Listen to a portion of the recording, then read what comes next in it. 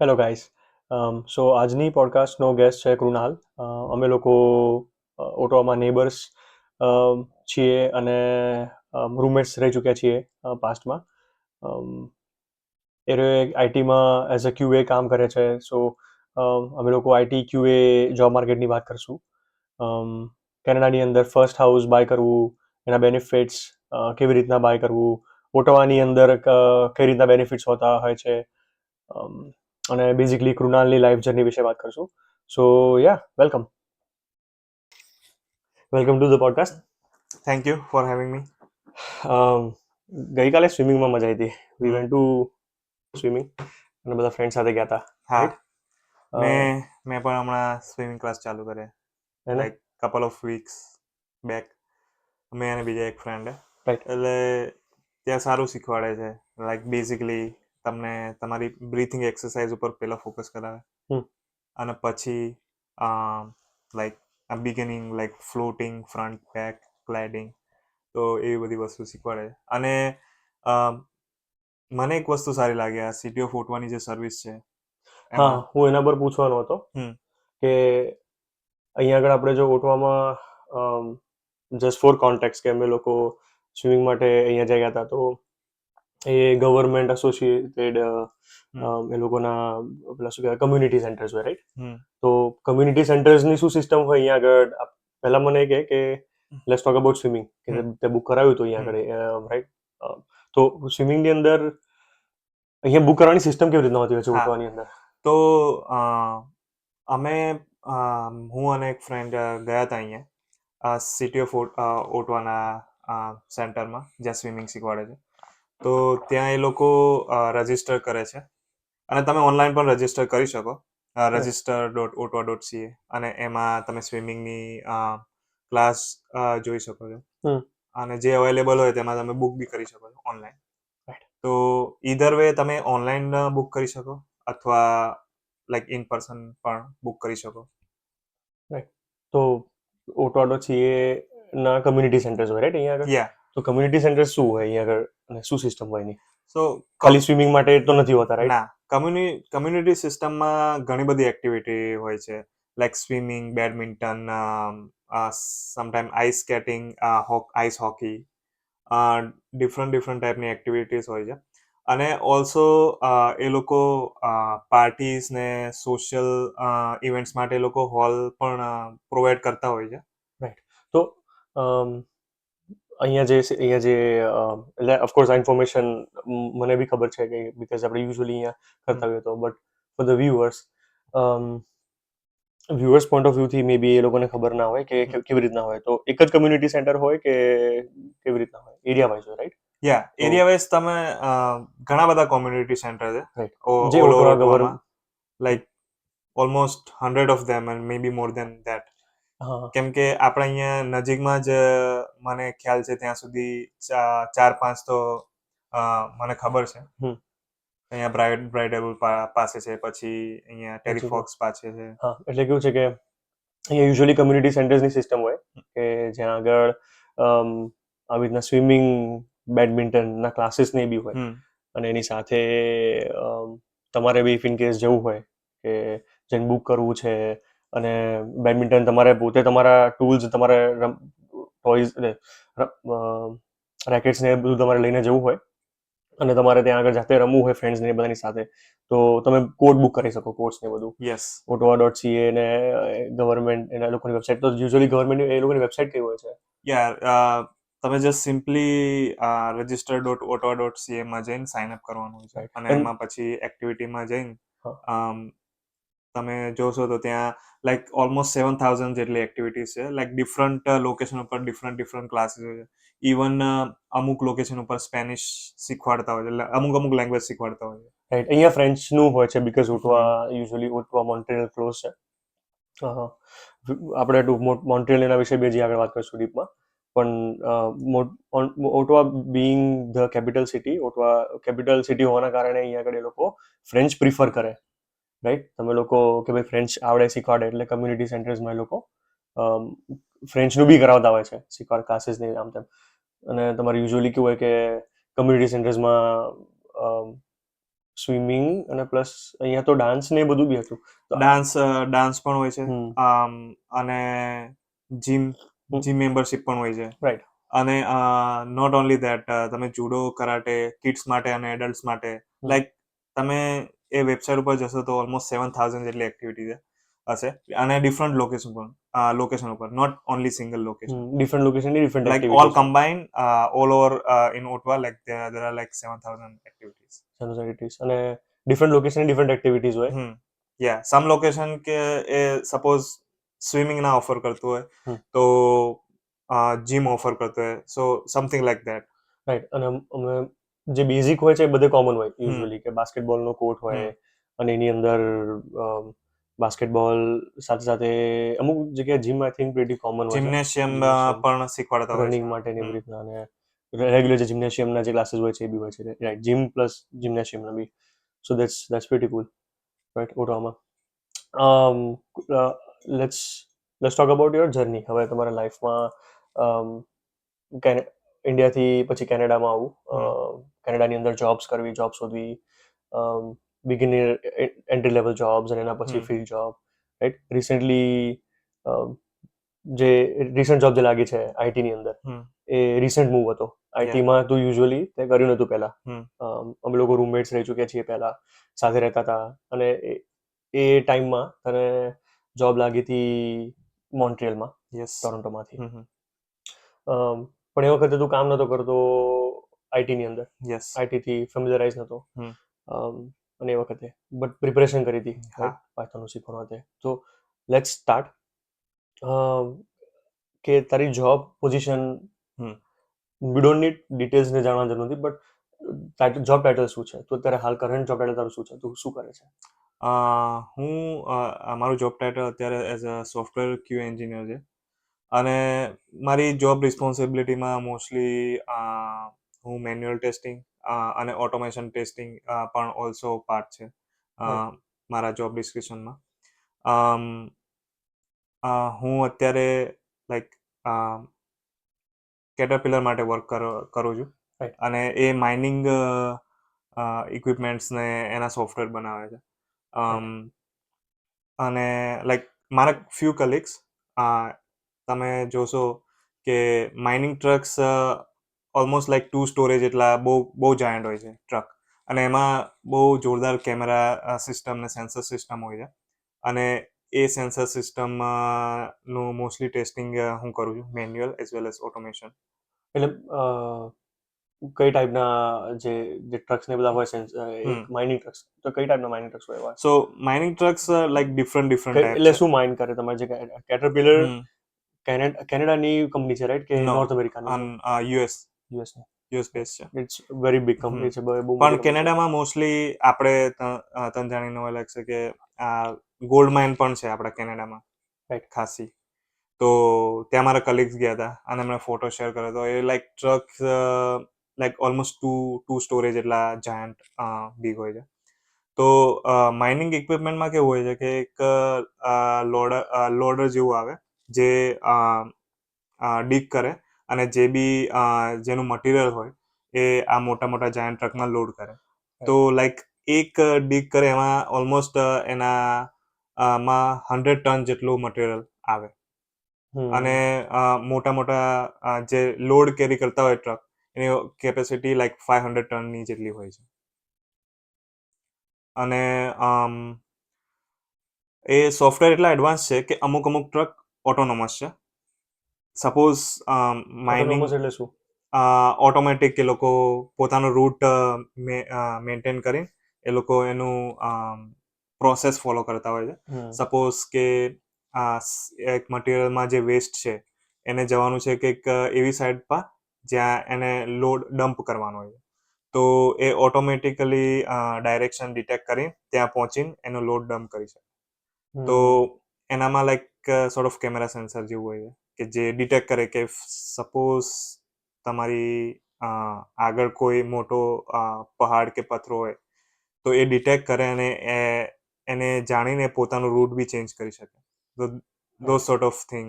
તો એના સેન્સર્સના ની સોફ્ટવેર્સની અંદર QA ને ટેસ્ટિંગનું Yeah. તારું યુઝ્યુઅલી આવે હમ પણ તારી ટીમનું, રાઈટ? Yes okay. અને એ જોબ લાગી હતી ટોરન્ટોથી મોન્ટ્રીયલ, તો મોન્ટ્રીયલ બેઝ કંપની છે, હમ જેનું ટ્રાવેલિંગ અહીંયાથી ઓલમોસ્ટ 2 કલાક જેવું ટ્રાવેલિંગ થાય, રાઈટ? યા ઓલમોસ્ટ 2 જવાનું કલાક જેવું ટ્રાવેલિંગ થાય છે. વર્ક ફ્રોમ હોમ ને એના વખતે વાંધો ના હમ આવે યુઝ્યુઅલી, પણ તમારે જ્યારે ટ્રાવેલ કરવાનું હોય, usually once in a week most of the time. Right, તો પછી એ રાઈડ કેવી રહે છે so ride usually? What do you do? એ જે 2 કલાક જવાના હમ આવવાના હોય એમાં કોઈ રૂટીન ટાઈપ? બીકોઝ મારે કેવું હતું કે આઈ નો અમે ઓલરેડી આઈટીની અને જોબ્સની વાત ચાલુ કરી હતી, but I M just curious. અને આપણે પછી પાછા આવીશું એ ટોપિક ઉપર. બટ બીકોઝ જ્યારે હું જાનકીને જ્યારે મળવા જતો હતો બિગિનિંગમાં ટોરન્ટો ટુ નાયગ્રા, અને એ વખતે આપણે જોડે રહેતા હતા, યસ તો અને ઇવન ટોરન્ટોથી ઓટવાનું બી અમારે રૂટીન. સો લાંબી જર્ની જે હોય એમાં યુઝ્યુઅલી અમારા નાના નાના રિચ્યુઅલ રહે, એટલે કેવું હોય કે નાના રૂટીન્સ રહે. એટલે હું નાયગ્રા જવાનું થાય એટલે એક જગ્યા એવી ફિક્સ હોય કે ભાઈ ક્યાં કોઈ વ્યૂ પોઈન્ટ હોય કે એ જગ્યાએ અમારે ફિક્સ ઊભું રહેવાનું જ. હું જ્યારે મળવા જઉં એને ત્યારે જવું, પણ પછી જ્યારે રિટર્ન આવતો હોઉં એટલે જતા ને આવતા એ ફિક્સ મારે જગ્યા હોય. એ નાયગ્રા રહેતી હતી, પણ મારો એ નાનો રૂટીન હતો.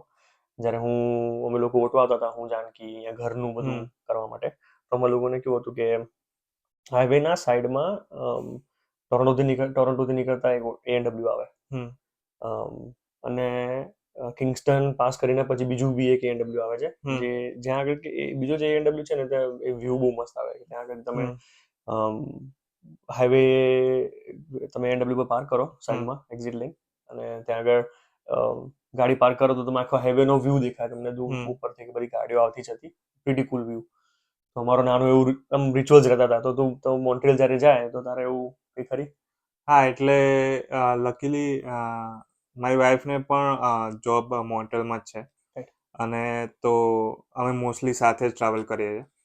તો પ્રોગ્રામમાં એવું હોય છે કે જે દિવસે મોન્ટ્રીયલ નીકળવાનું હોય એ દિવસે સવારે અર્લી મોર્નિંગ વેકઅપ બંને જણા રેડી થઈએ. મારા વાઈફ મારા માટે ચા બનાવે, એન્ડ અમે ઓલરેડી અમારો લંચ પેક કરી દીધો છે લાસ્ટ નાઇટ. તો એ લઈને અમે પછી ફર્સ્ટ તો અમારે જોવાનું ગેસ છે કે નહીં, અને અને એર ગાડીની સેફટી લાઈક એર ને બધું પ્રોપર રીતે ચેક કરીને નીકળવાનું. તો એ ઘરે જ કે પછી કોઈ ગેસ સ્ટેશન? ઓફકોર્સ ગેસ ના હોય તો ગેસ ગેસ સ્ટેશન ઉપર. સ્ટેશનમાં તો અહીંયા જે બહાર ગેસ સ્ટેશન આવે છે હાઈવે નજીક જે આપણે પેટ્રો કેનેડા છે, અહીંયા એ સારું હોય છે કે ગેસ સ્ટેશનની અંદર તમારે એર પમ્પ્સ જે બી હોય અમુક જગ્યાએ ફ્રી હોય, હા, જ્યાં તમને એર ચેક કરો, રિફિલ કરી શકો. અને અમુક જગ્યાએ તમારે પે કરવાના, $2 કોઈન્સ નાખવાના, કોઈન વાળું મશીન હોય. કોઈન હોય, અધરવાઇઝ તમે ટેપ પણ કરી શકો. તો ત્યાંથી પછી નીકળે એટલે મેઇન ટાર્ગેટ એ હોય કે અમે 417 ને લાઈક જે કોર ડાઉનટાઉન એરિયા છે ઓટવા, એ જ્યારે અમે ક્રોસ કરીએ પછી હું શાંતિથી ચા પીવાનું ને બધું ચાલુ કરું. અને ટ્રાફિક એકવાર થોડો યસ, પછી વચ્ચે અમે જઈએ તો ત્યાં એમેઝોનનું પણ એક વેરહાઉસ છે, વચ્ચે રસ્તામાં આવે. અને ત્યાંથી અમે એક જગ્યા છે એ 66 નંબરની એક્ઝિટ અમે યુઝ્યુઅલી રિફર કરીએ છીએ. તો ત્યાં ઘણી બધી restaurant like team hotels, A&W, Starbucks, તો ત્યાં અમારું એક સ્ટોપ ફિક્સ હોય છે. અને પછી સીધું અમે જ્યારે ક્યુબેક બોર્ડર એન્ટર કરીએ ત્યાં પછી અમે એક 12 નંબરની એક્ઝિટ અમે એને રિફર કરીએ. તો ત્યાં પણ એક સારું કાઇન્ડ ઓફ ઓન રૂટ જેવું, એટલે તમે સ્ટોપ લઈ શકો, શાંતિથી બેસી શકો, ગેસ સ્ટેશન. તો એવું નાનું એવું ટાઉન છે રિગુટ કરી. તો ત્યાં અમે થોડો ટાઈમ સ્પેન્ડ કરીએ. ત્યાં પણ વ્યૂ નાઇસ અને ક્લીન, ત્યાં પણ મજા આવે. પણ પછી પેનફુલ પાર્ટ સ્ટાર્ટ થાય, સિન્સ કે અમે જ્યારે મોન્ટ્રીયલ જતા હોય અમારે ઓલમોસ્ટ લાઈક હજી બી લાઈક 50 કિલોમીટર્સ દૂર છે અમારી જોબ. પણ વચ્ચે જે બ્રિજ છે, જે સેન્ટ લોરેન્ટ રિવર છે, તો ત્યાં બ્રિજનું કામકાજ ચાલી રહ્યું. એ કામકાજ હજી પણ ચાલી રહ્યું છે. અને એના લીધે ટ્રાફિક એટલો સખત થઈ જાય છે કે અમારે ખાલી બ્રિજ ક્રોસ કરતા જ લાઈક 1 કલાક ઉપરનો ડિલે થઈ જાય. હા, એ તો મેં કન્સિડર જ ના કર્યું, બીકોઝ હા, એ બ્રિજમાં સ્પીડ લો થઈ જાય છે અને ખાસા ટાઈમથી ત્યાં કામ ચાલી રહ્યું છે. કેમ કે સપોઝ અમારી 2 લેન છે, તો ત્યાંથી પછી એક સિંગલ લેન થઈ જાય છે હા અને સર પછી સિંગલ લેનથી 3 લેન થઈ જાય છે અમુક ટાઈમ પછી. પણ જે ટ્રાફિક હોય છે એ હા ફનલ થાય હમ, એટલા માટે તો બહુ ટાઈમ કન્ઝ્યુમિંગ બહુ હમ. હોય એ વખતે રાઈટ બીકોઝ કેમ કે અમને જેટલો ટાઈમ ઘરેથી તે જે ક્યુબેકની 12 નંબરની એક્ઝિટ સુધી પહોંચવા થયા હમ. ઓલમોસ્ટ એટલો ટાઈમ અમે ટ્રાફિકમાં સ્પેન્ડ કરીએ છીએ હમ અને પછી અમે પહોંચે છે અમારા વર્ક ડેસ્ટિનેશન. નાઇસ ઓકે તો ટોટલ કેટલા સ્ટોપ થાય યુઝ્યુઅલી યુઝલી બે બે બે સ્ટોપ એટલીસ્ટ બે તો થાય. બધા સ્ટોપ્સ યા ઓકે એટલે હસબન્ડ વાઈફ ને એના હમ જોડે હો તો તમારે ટાઈમ નીકળી જાય તો હમ ઇટ્સ એ ગુડ તમે થોડો આમ લિટલ કપલ ટાઈમ જોડે જેવું થઈ જાય યા ધેટ્સ સ્વીટ તો પછી કમિંગ બેક ટુ ધ હવે જોબ પોઈન્ટની આપણે વાત હમ કરતા હતા રાઈટ જોબ માર્કેટની અને હમ એના સાઈડમાં તો મારે એક વસ્તુ જ્યારે આપણે જોડે રહેતા હતા હમ અને તને અહીંયા મોન્ટ્રીયલમાં જોબ લાગી હતી તો જે વસ્તુ મેં નોટિસ કરી હતી અને આઈ એડમાયર્ડ આઈ રિસ્પેક્ટેડ જે વસ્તુ મારે શીખવાનો હું ટ્રાય કરું છું મારા લાઈફમાંથી કે ડેડિકેશન ટુ વર્ડ્સ પાયથોન અને જે વખતે એનો તારી સિચ્યુએશન એવી હતી હમ કે જોબ જે જગ્યાએ તારી હતી એ આઈટીની નથી હમ ઓફકોર્સ અમેઝિંગ જોબ કારણ કે એના કારણે પછી તારે પીઆર ને બધું હમ એમાં હેલ્પ કર્યું હતું યસ રાઈટ બટ એના કારણે તે પ્રિપરેશન ને કર્યું હતું તું નાઇટ શિફ્ટ ને એ રીતના કરતો હમ હતો તો એ વખતે થોડો ટફર ટાઈમ હતો યસ પણ નાઇટ શિફ્ટ મેનેજ કરવું પ્લસ પાયથોનની પ્રિપરેશન કરવી as a language hmm plus job interviews આપવા હમ અને પછી એ ટ્રાન્ઝિશન કરવું હમ નવી ફિલ્ડમાં હમ તો એ પાર્ટ આઈ નોટિસ અને મેં કેપ્ચર કર્યું હતું ઇન માય માઇન્ડ તો મે બી એના પર થોડું ફોકસ કરીને વી કેન ટોક યા એની પર વાત કરશું જ્યારે આપણે ઓલમોસ્ટ બે ત્રણ વર્ષ કેટલા ચારેક વર્ષ થઈ ગયા છે રાઈટ ઓલમોસ્ટ જોડે યસ રહે યા તો ચારેક વર્ષ પહેલા જ્યારે રહેતા હતા તો એ વખતે તું જોબ કઈ જગ્યાએ કરતો હતો તારે એ વખતે સિચ્યુએશન કઈ હતી તારે તો મેં એઝ લાઈક ગ્રેજ્યુએશન ક્વોલિટીમાં કર્યું હતું ક્વોલિટી એન્જિનિયરિંગમાં તો ફર્સ્ટ જોબ જે મને લાગી હતી એ બ્રેમ્પટનમાં એક પેકેજિંગ કંપની હતી. એ ફર્સ્ટ જોબ નથી રાઈટ બીકોઝ હમ ભણતા કેનેડાની અંદર ફર્સ્ટ જોબ નહીં ના ભણ્યા આફ્ટર પછીની ગ્રેજ્યુએશન આફ્ટર ગ્રેજ્યુએશનની ફર્સ્ટ જોબ યસ તો ત્યાં લકીલી એવું થયું હતું કે as soon as I graduate I got like this job right પણ પછી હજી પણ હું સ્ટડી પરમિટ ઉપર હતો એ ટાઈમે રાઈટ અને મારે વર્ક પરમિટ અપ્લાય કરવાનું હતું. રાઈટ તો ફર્સ્ટ તો અમે વિન્ડસર ગયા ફ્લેગ હમ પુલ માટે રાઈટ યુએસ બોર્ડર એ જે અત્યારે અવેલેબલ નથી એ સર્વિસ પણ હમ ફ્લેગ પુલમાં કેવું હોય કે તમે યુએસ જાઓ અને ત્યાં એઝ અ એન્ટ્રી કરીને તરત ને તરત એ લોકો એક્ઝિટ આપી દે તો એટલે એને તમે યુએસ ના જાઓ હા બેઝિકલી તમે યુએસ બોર્ડર ના ઉપર જાઓ જાઓ પણ તમે યુટર્ન મારીને કેનેડામાં બોર્ડર આવો. ઉપર જાઓ હા તો એ એઝ એક કાઇન્ડ ઓફ પ્રોસેસ છે ટુ ગેટ વર્ક પરમિટ. તો યુએસમાં બધું ઇમિગ્રેશન પતાવીને પછી કેનેડા આવ્યા અને પછી બોર્ડર ઓફિસર આમ થોડા સ્ટ્રિક હતા and they said okay you cannot get your work permit here and I I was like very depressed at the time પણ પછી ફ્રેન્ડ્સ અને હા એ બધા હતા જોડે સોરી સાથે.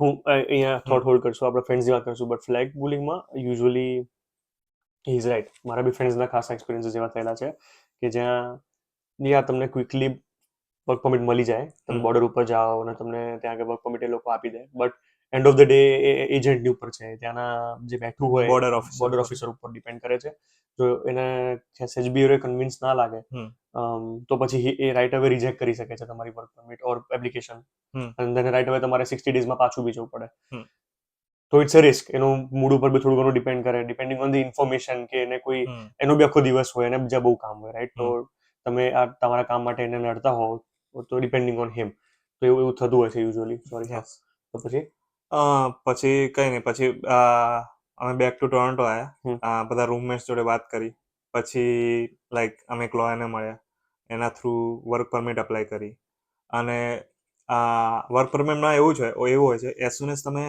ફાઇલ સબમિટ કરો ને અને એ જે કન્ફર્મેશન લેટર હોય ને એના ઉપરથી તમે વર્ક કન્ટિન્યુ કરી શકો જ્યાં સુધી તમારી વર્ક પરમિટ ના ઇસ્યુ થાય તમારા કોઈ ડિસિઝન ના આવે ત્યાં સુધી તમે વર્ક કન્ટિન્યુ કરી શકો તો એના બેઝિસ ઉપરથી મેં એ જોબ લેટર મારી કંપનીને આપ્યો અને મેં લાઈક જોબ સ્ટાર્ટ કરી. હમ એ બેઝિકલી પેકેજિંગ કંપની હતી એમાં હું એઝ અ ક્વોલિટી એન્જિનિયર હતો એ પણ બહુ સારી જોબ હતી જેના લીધે પીઆર હમ.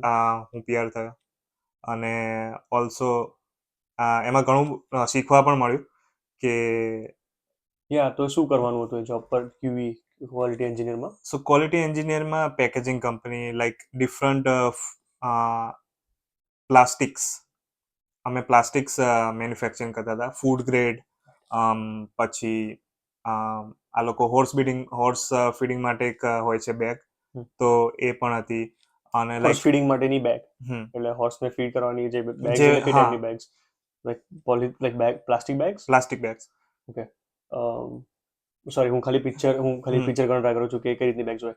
જો ડોગ્સને પેડિગ્રી, જે ફૂડ ની નો નો રીતના નો બેગ્સ હોય, એ ટાઈપની બેગ? ના એવી તો નહીં પછી એ ડિફરન્ટ ટાઈપની હોય છે એ કાઇન્ડ ઓફ બે સીલ અહીંયા હોય છે અને એક સાઈડથી ઓપન હોય છે એમાં રાઈટ. તમે એમાં જે હોર્સનું ફીડિંગ હોય એ ફિટ થાય અને ફરીથી સીલ વાગે અચ્છા.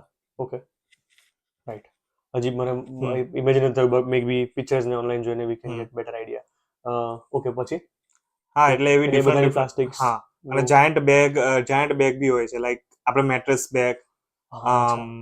Packaging mattress basically. packaging હા, હા. basically also like giant roll like almost like um 100 kg ના ખાલી શીટ્સ હોય જે પ્લાસ્ટિકની શીટ્સ હોય તો એ પણ મેન્યુફેક્ચર થતા હોય અને એના ઉપરથી એ લોકો પછી બેગ્સ બનાવે રાઈટ. જે તો ત્યાં આગળ ડે ડે ટુ ડે શું હતું તારે? તું નાઇટ શિફ્ટ કરતો હતો, રાઈટ? એ યસ વખતે નાઇટ શિફ્ટ હતી. તો ડે ટુ ડે તો શું કરવાનું હોય યુઝ્યુઅલી આઈને? કામ ડે ટુ કામમાં તમારે? ડેમાં યુઝ્યુઅલી કેવું કે અમારે ઓલમોસ્ટ લાઈક 20 મશીન હતા અને 20 મશીનમાં પ્રોડક્શન લાઈન ચાલુ છે તો ફર્સ્ટલી જે આ અમે એને કહીએ એક હોય છે બેગ મશીન વર્કર અને એક મશીન વર્કર મશીન જે રન કરતું હોય અને એક બેગ મશીન જે કલેક્ટ કરીને પ્રોપર જગ્યાએ સેટ કરતું હોય હમ.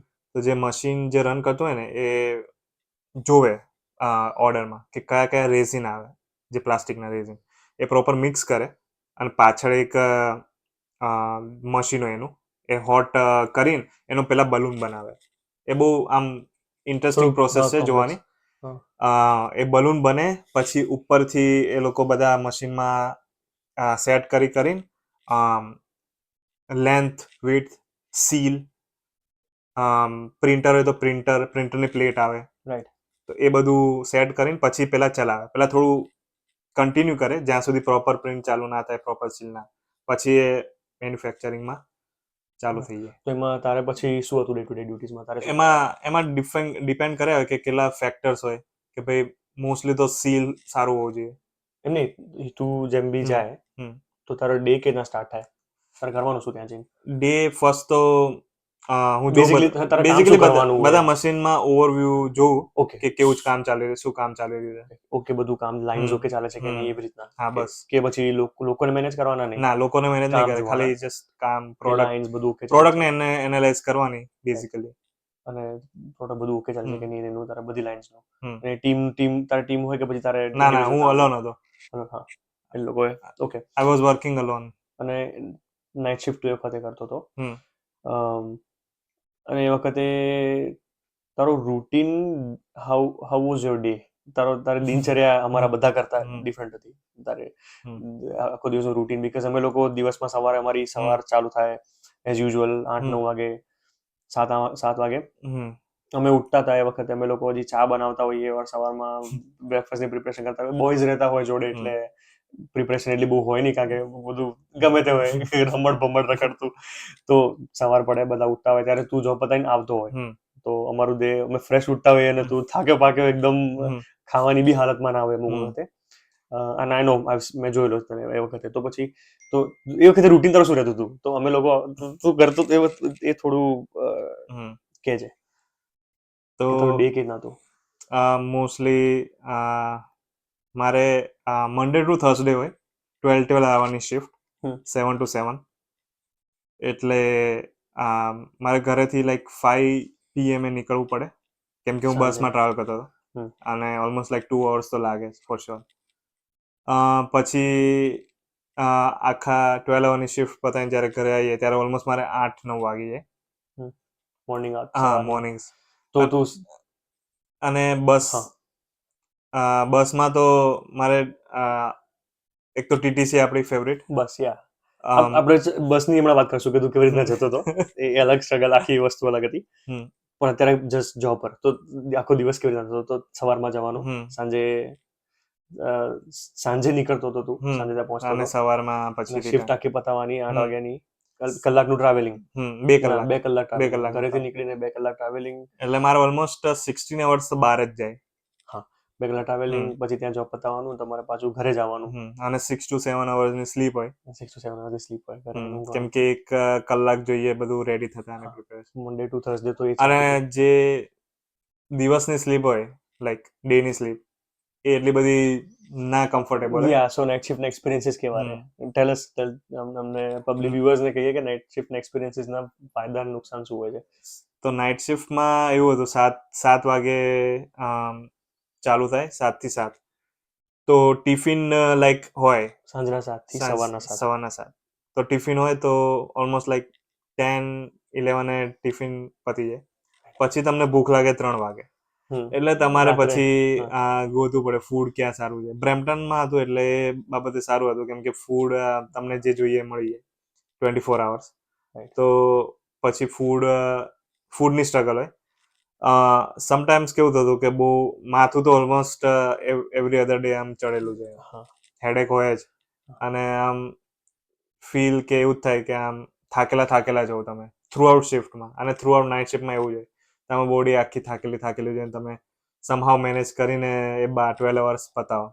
અને પછી એટલે એ રૂટીન મારે મંડે ટુ થર્સડે ચાલતું હતું. પછી ફ્રાઈડે, સેટરડે અને સન્ડે. યસ, કે કેવું હતું? બીકોઝ આઈ રિમેમ્બર કે તું Friday, Saturday, Sunday just because routine બગડે નહીં એના માટે તું રાત્રે જાગતો હતો, રાઈટ? અમુક વખતે જાગતો હતો. તો એમાં એવું હતું કે રાત્રે હું જાગું, આઈ થિંક રવિવારે રાત્રે હું આખી જાગું. લાસ્ટ નાઇટ, કારણ કે નેક્સ્ટ ડે તારું રૂટીન સેટ થઈ જાય એટલા માટે, રાઈટ? લાસ્ટ નાઇટ એટલે વીકનું લાસ્ટ નાઇટ તારું, બેઝિકલી રજાઓનું last Sunday night. Sunday night. પણ એ બાબતે સારું રહેતું હતું, સન્ડે, કેમ કે પ્રિપેરેશનનો પણ ટાઈમ મળી રહેતો હતો. સો પ્રિપેરેશન આપણે પછી તારા આગળ જર્નીને પાયથોનનું આપણે વાત કરીએ. બટ આઈ રિમેમ્બર નાઇટ શિફ્ટમાં મારે કેવું હતું કે હું પ્રિન્સ એડવર્ડ આઇલેન્ડ ગયો હતો પીઆઈમાં, રાઈટ? તો ત્યાં આગળ કેવું હતું કે મને જોબ લાગી હતી, ત્યાં ઓલરેડી જોબ્સ ને બધું ઓછું છે, તો ત્યાં આગળ મને ઓલરેડી હોટલમાં મેં જોબ માટે એપ્લિકેશન કરી હતી. કમ્યુનિકેશન ને સારું હતું, તો એ લોકોએ એને ગમ્યું હતું. અને હોટલનો ડાઉન ટાઈમ હતો એ વખતે. પ્રિન્સ એડવર્ડ આઇલેન્ડમાં કેવું હોય કે આઇલેન્ડ છે અને સમરની જગ્યા છે, તો વિન્ટર વખતે બધું સ્લો હોય, તે લોકો યુઝ્યુઅલી આવે નહીં. પણ વિન્ટરમાં એવા લોકો આવતા હોય યુએસથી, અમેરિકાથી, મેઇન ઉપરથી, કે જ્યાં આગળ લોકો આમ થ્રુ આઉટ વિન્ટર અહીંયા આગળ રહેવાવાળા હોય, બિઝનેસ કરવાવાળા હોય, તો એ લોકો hotel month to month base ઉપર કરી નાખે બુક. તો એવા કસ્ટમર્સ માટે હોટેલ આખી ચાલુ રહે, રાઈટ? તો એના માટે મને નાઇટ શિફ્ટ માટે એને હાયર કર્યો હતો વિન્ટરમાં. અને એ વખતે મારો આઈ થિંક સેકન્ડ એક્સપિરિયન્સ હતો નાઇટ શિફ્ટનો. એની પહેલા મેં પ્રિન્સ એડવર્ડ આઇલેન્ડમાં જ ટીમ હોર્ટન્સમાં કરતો હતો નાઇટ શિફ્ટ. તો ટીમ હોર્ટન્સની નાઇટ શિફ્ટ કેવી હતી કે તમે થ્રુ એન્ડ થ્રુ બિઝી રહો. રાત્રે તમે આવો 10-11 વાગે તો આઈ ગેસ તમે 9-10 વાગે શિફ્ટ ચાલુ કરો તો કસ્ટમર્સ હજી બી આવતા જ હોય રાત્રે 10-11 વાગે શિફ્ટ પતાવવાળા. 12 વાગ્યા સુધી થોડું બિઝી હોય તો તમે 2-3 કલાક તો નીકળી જાય. પછી ક્લીનઅપ ચાલુ થાય ટીમ હોર્ટન્સમાં, બધું એકથી એક. પછી મશીન્સ બધા ક્લીન થાય, બધા પોટ્સ ક્લીન થાય, કોફી પોટ્સ, ડાર્ક રોસ્ટના પોટ્સ, બધું જ એવરીથિંગ. પછી એરિયા ક્લીન થાય, ગ્રીલ મશીન્સ ક્લીન થાય, કિચન એવરીથિંગ મોર્નિંગમાં. તો કેવું છે કે ટીમ હોર્ટન્સમાં તમે થ્રુ એન્ડ થ્રુ આખી રાત કાઢો તો તમે બિઝી રહો, ટાઈમ નીકળી જાય, નો પ્રોબ્લેમ. પણ હોટલમાં જ્યારે હું કામ કરતો હતો નાઇટ શિફ્ટમાં, ત્યાં કેવું હતું કે શિફ્ટ સ્ટાર્ટ થઈ જાય એકદમ મોજમાં, ચીલમાં.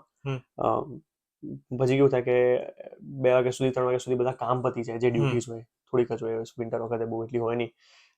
તમારે કીઝ ચેક ઇન કરવાની, કીઝની પ્રિપરેશન કરવાની, રિપોર્ટિંગ કરવાનું, રિપોર્ટ્સ કાઢીને રાખવાના, ડેલી જે રિપોર્ટિંગ વોટ એવર, એ બધું કરીને 2-3 વાગ્યા સુધીમાં કામ પતી જાય. પછી ખાવાનું થોડું, પણ જે 3 વાગ્યાથી 6 વાગ્યા સુધીનો જે ટાઈમ હતો ને, આઈ ફીલ લાઈક કે મિડ નાઇટનો જે ટાઈમ હોય, પ્રોપર ડાર્ક મિડ નાઇટ અને રોડ સુધીની, જ્યારે આપણે યુઝ્યુઅલી ઊંઘતા હોઈએ, ઊંઘતા હોય છે, રાઈટ. જ્યારે મોસ્ટ લાઇકલી આપણી 7 પેઢીઓમાં કોઈ રાત્રે એટલું 3 થી 6 માં કોઈ ના જાગ્યું હોય, એટલે આખા બોડીને ડીએનએ માં કોઈ દિવસ ટેવ ના હોય. મારે પણ સેમ જ એવો એક્સપિરિયન્સ છે. 3 થી Right.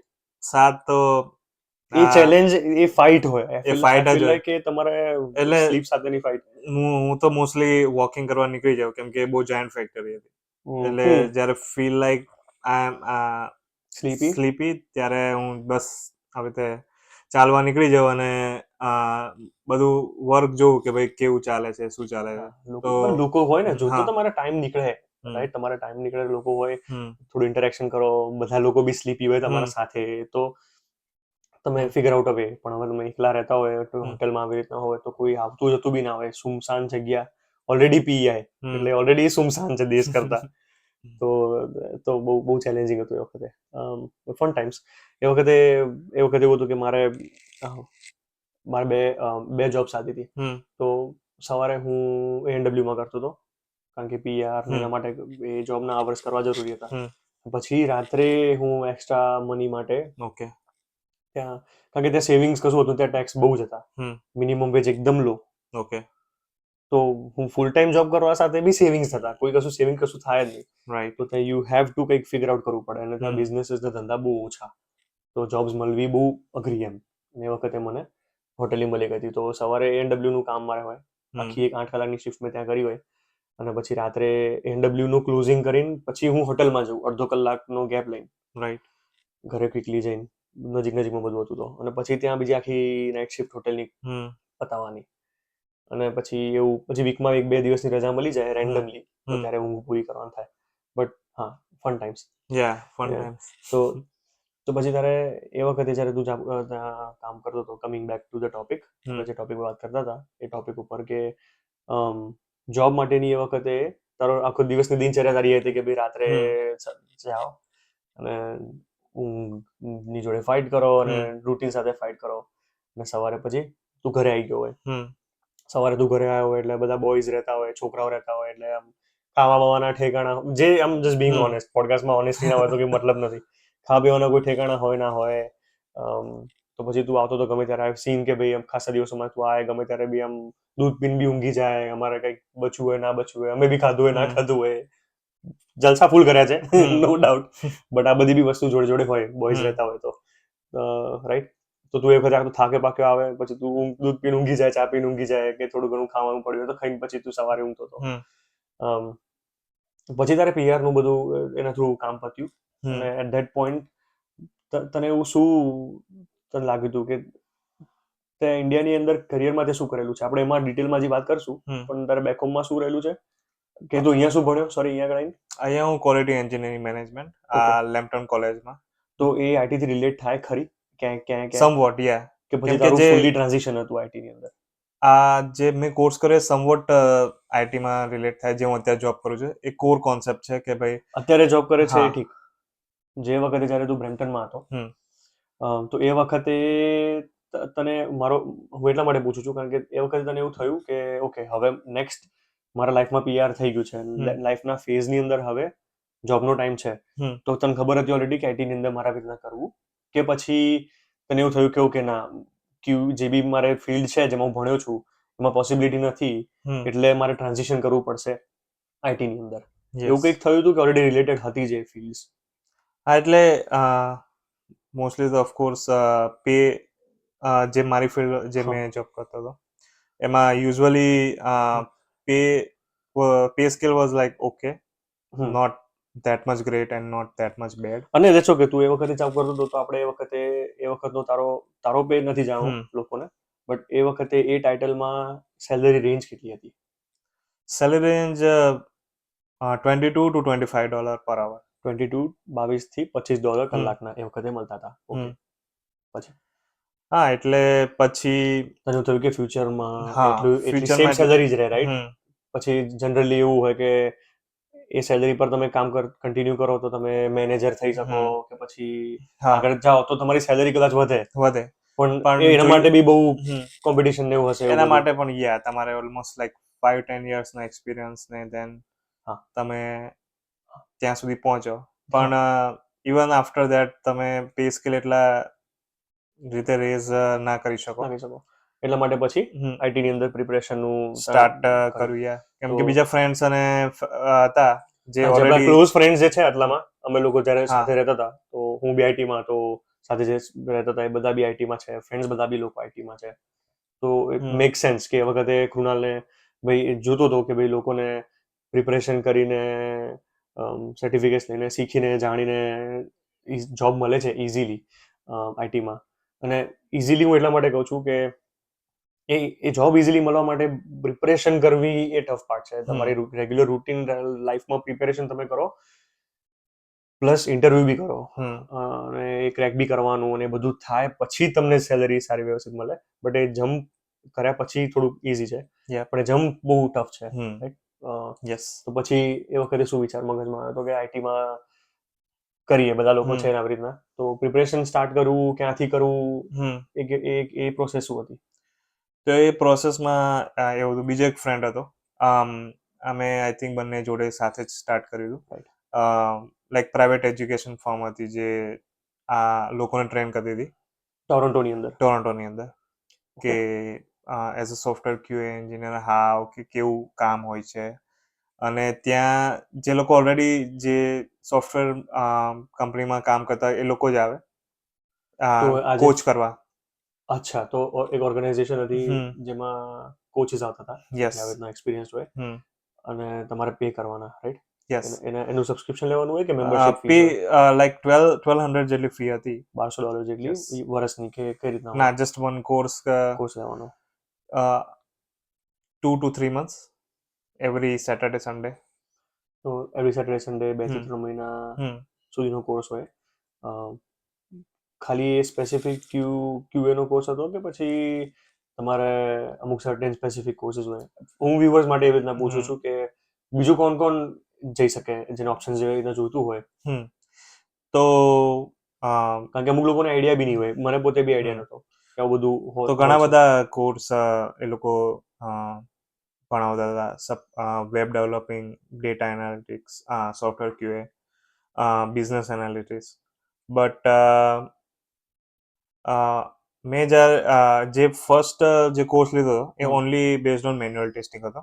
અચ્છા. તો એના મેં 1200 જેટલા ઓલમોસ્ટ ફીસ હતી એ હમ. ટાઈમે જે તે ટાઈમે. એન્ડ ધેન પછી મેં જાતે પોતે રિસર્ચ કર્યું YouTubes like open source websites GitHub like કેવું કેવું હોય છે કે તો કઈ કઈ કઈ વેબસાઇટ્સ ગેટહબ પછી બીજું યુટ્યુબ ગીટહબ યુટ્યુબમાં પણ સારા સારા કોર્સ? જે ટીચર્સ હોય છે એ પણ સારા સારા ભણાવતા હોય છે. ફોર સોફ્ટવેર ટેસ્ટિંગ માટે અમુક એક બે ચેનલ્સ મેં જોઈ હતી જે મને સારી લાગી હતી. એક SDET કરીને હતી ઓકે. જેમાં like almost end to end testing તમને શીખવાડે, મેન્યુઅલ હોય, ઓટોમેશન હોય અને ડિફરન્ટ લેંગ્વેજમાં Python, JavaScript, Java, C++. Hmm. Different framework હોય, પ્લે રાઇટ હોય, રોબોટ ફ્રેમવર્ક હોય જે યુટ્યુબમાં શીખવાડતા હોય છે.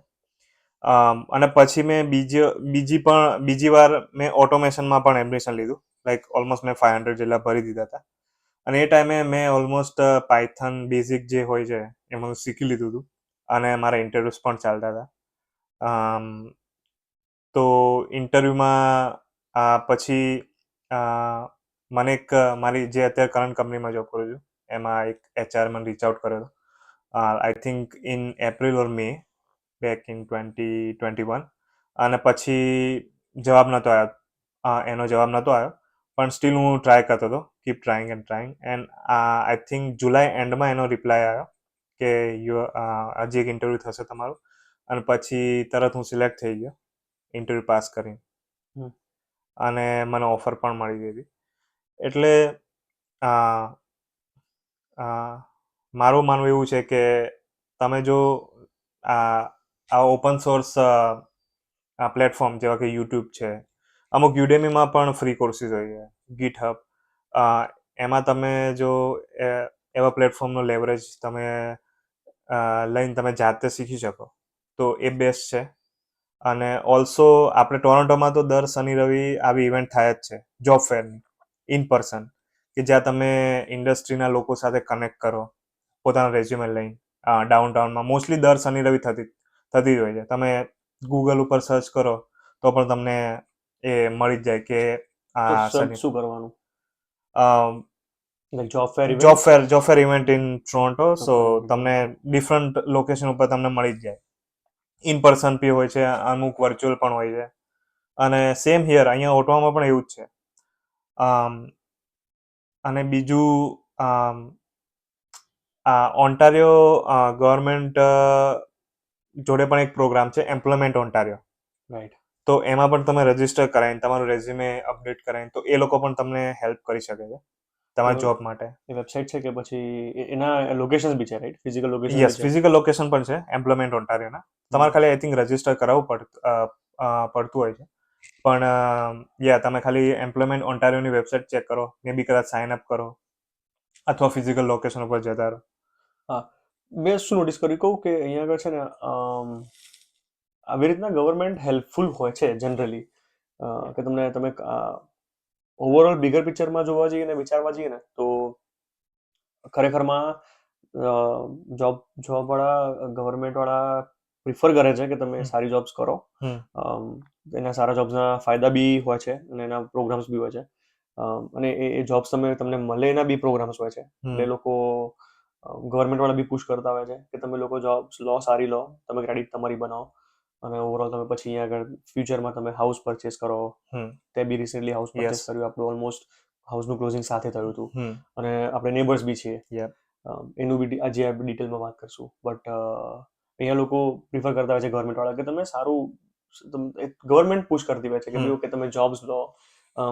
વોલન્ટિયરિંગ ઇવેન્ટ્સ હોય છે કે જેની અંદર લોકો પાર્ટિસિપેટ કરતા હોય છે. તે કીધું કે ભાઈ જે રીતના પેલા જે સોફ્ટવેર ડેવલપરના જે કોચિસ જે આવતા હતા ભણાવવા માટે, એ લોકો મે બી એ લોકો સેલરીને લેતા રહેશે ઓફકોર્સ, પણ ખાસા બધા વોલન્ટિયરિંગ કોર્સિસ બી એવા હોય કે જેમાં ગવર્મેન્ટ એમ્પ્લોયની અંદર તમે થોડાક એક્ટિવ હોય અને એ બધું એવરીથિંગ ઇઝ ઓનલાઈન, બધું પ્રીટી મચ બહુ ઇઝી છે.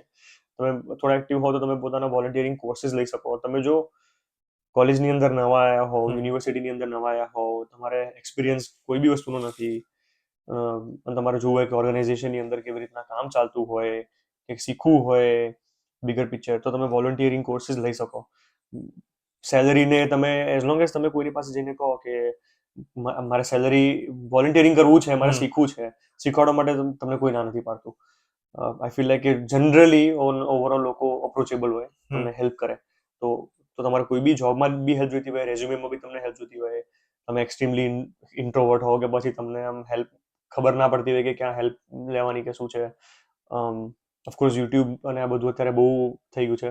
પણ સાથે સાથે તમને અહીંયા આગળ કેનેડાની અંદર ઓવરઓલ કેનેડામાં બધે પ્રોગ્રામ્સ અને આવી રીતના ગવર્મેન્ટ ઓન્ટારિયો એમ્પ્લોયમેન્ટ કાં તો પછી BC એમ્પ્લોયમેન્ટ કે જે બી હોય, લુક અરાઉન્ડ અને આમ શ્યોર કે એમાં ખાસા બધા એવા કોર્સિસ મળી જતા હોય છે. યસ, એ લોકો હેલ્પ કરતા હોય જનરલી તમારા રેઝ્યુમે પ્રિપેરેશન માટે.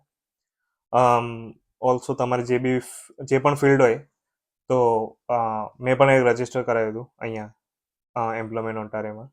તો તે લોકો ઈમેલ પણ મોકલતા હોય છે કે અહીંયા જોબ ફેર છે, તમે ત્યાં પાર્ટિસિપેટ કરી તમે જતા આવજો. એટલે મોસ્ટલી જોબ મારા ફિલ્ડ રિલેટેડ નથી હોતી. સમ જોબ હોય છે અને એમાં ખાસી જોબ્સ અહીંયાના બેઝડ હોય, એમ કે ભાઈ એમ કન્સ્ટ્રક્શન આમ તેમ જોબ્સ ને આમ અહીંયાના બેઝડ કેનેડિયન જોબ્સ એવી રીતના હોય ને, એવું જનરલી ટેકનિકલ ને એવી રીતના જોબ્સની વાત નથી. બટ હે, તમે જો અહીંયા આગળ આવ્યા હો અને તમારે જોબ્સ જોઈતી હોય, એની જોબ ઇઝ ફાઇન, રાઈટ? મેં આપણા ગુજરાતીઓને જોયેલા છે કન્સ્ટ્રક્શનમાં કામ કરતા, પેઇન્ટિંગમાં કામ કરતા, whatever gets you through the day. તમારે જેની બી તમારે કરવું પડે તો કરવું પડે બિગિનિંગમાં. તો જ્યારે તું કેનેડાથી ઓકે, તો પછી તે પ્રિપરેશન માટે તો આ બધું કર્યું અને ઇન્ટરવ્યુઝ સાથે સાથે ચાલતા હતા, રાઈટ? સાથે ચાલતા હતા, યસ. તો એ વખતે આવી રીતના તમે ટોરોન્ટોથી કોર્સિસને તમે લો તો એ બેનિફિશિયલ હોય, વર્થ ઇટ હોય છે, કારણ કે $1200ની ફીસ બી ભરવાની. એ ડિટેલ આપણે વાતમાં એમની કાઢી દીધી, પણ એ બી મોટી ડિટેલ છે. યસ. તો વર્થ ઇટ લાગે કે પછી શું? હવે તે તને જોબ મળી ગઈ, હવે તું જોબ કરે છે ઓલરેડી માર્કેટમાં, હવે તને શું લાગે છે? આઈ પર્સનલી થિંક કે લાઈક વર્થ ઇટ નથી. For sure. પણ હાઉ અબાઉટ જે લોકો તારી પોઝિશનમાં હોય એ વખતે જે રીતના તું હતો, રાઈટ, તો એ લોકો માટે ઓકે કે પછી સી જો તમે જાતે મહેનત કરીને લાઈક જાતે બધું શોધખોળ કરીને તમે બધું ડેવલપ કરો લાઈક પોતાની સ્કિલ્સને, તો એ તમને વધારે બેનિફિશિયલ રહેશે રાધર દેન કે તમે કોઈ ક્લાસમાં જાઓ, બેસો અને મોસ્ટ ઓફ ધ ટાઈમ તમે એટલું બધું આમ કોન્સન્ટ્રેટ કરી જ ના શકો throughout the class, like 3-4 અવર્સના ક્લાસ હોય કે વોટ્સ ઓન, રાઈટ. હું પર્સનલી થિંક કરું છું કે જે મેં બાર જેટલા પણ ખર્ચ્યા એ વર્થ ઇટ નહોતા, પણ સ્ટીલ એના લીધે મને આઈડિયા મળ્યો કે આવી રીતે ઓનલાઈન કોર્સ હોય છે, કે આવી રીતે બધું ઓનલાઈન મળી રહે છે, ઓપન સોર્સ પ્લેટફોર્મ.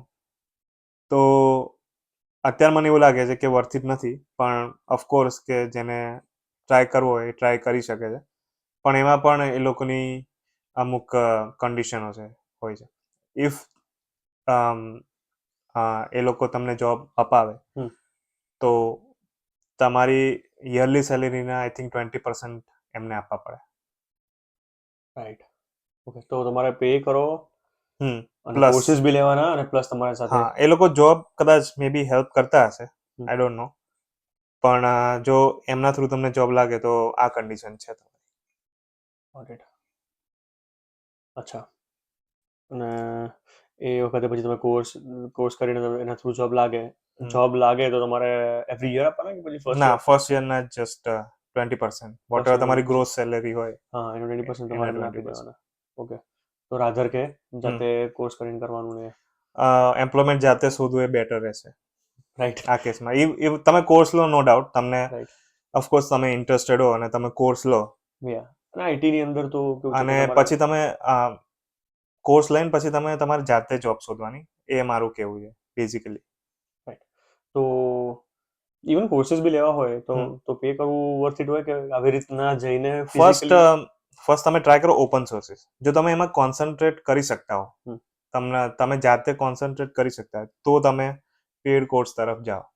હા, અને અમે કોન્સન્ટ્રેટ કરતા બી કેવું હોય છે કે યુઝ્યુઅલી જેવી રીતના આપણે લોકો અહીંયા આગળ આવ્યા હતા તો આપણે કેવું કે ફેઝિસમાં ભણવાનું થયું, પછી જોબ લાગી, તો એ રેગ્યુલર લાઈફના રૂટીન સાથે સાથે જો ભણવાનું નહીં થાય તો એનું ડિસિપ્લિન ના બેસે. એવું ના હોય કે તમે આમ ડિસિપ્લિન ના હોય ને એવું ના હોય, બટ એવરી ડે ની લાઈફ કરતા તમારે થોડોક ટાઈમ કાઢવાનો, અને એ જ તમારથી ના થતું હોય તો પછી તમે પે કરો. બેઝિકલી તમે કોકને પે કરો છો કે તમને બેસાડીને તમારું ધ્યાન રાખે ને ટાઈમે ટાઈમે તમે આવો કે જગ્યાએ ફિક્સ ટાઈમે તમે એના પે કરો તમે સર્વિસીસના એના બેઝિકલી, રાઈટ.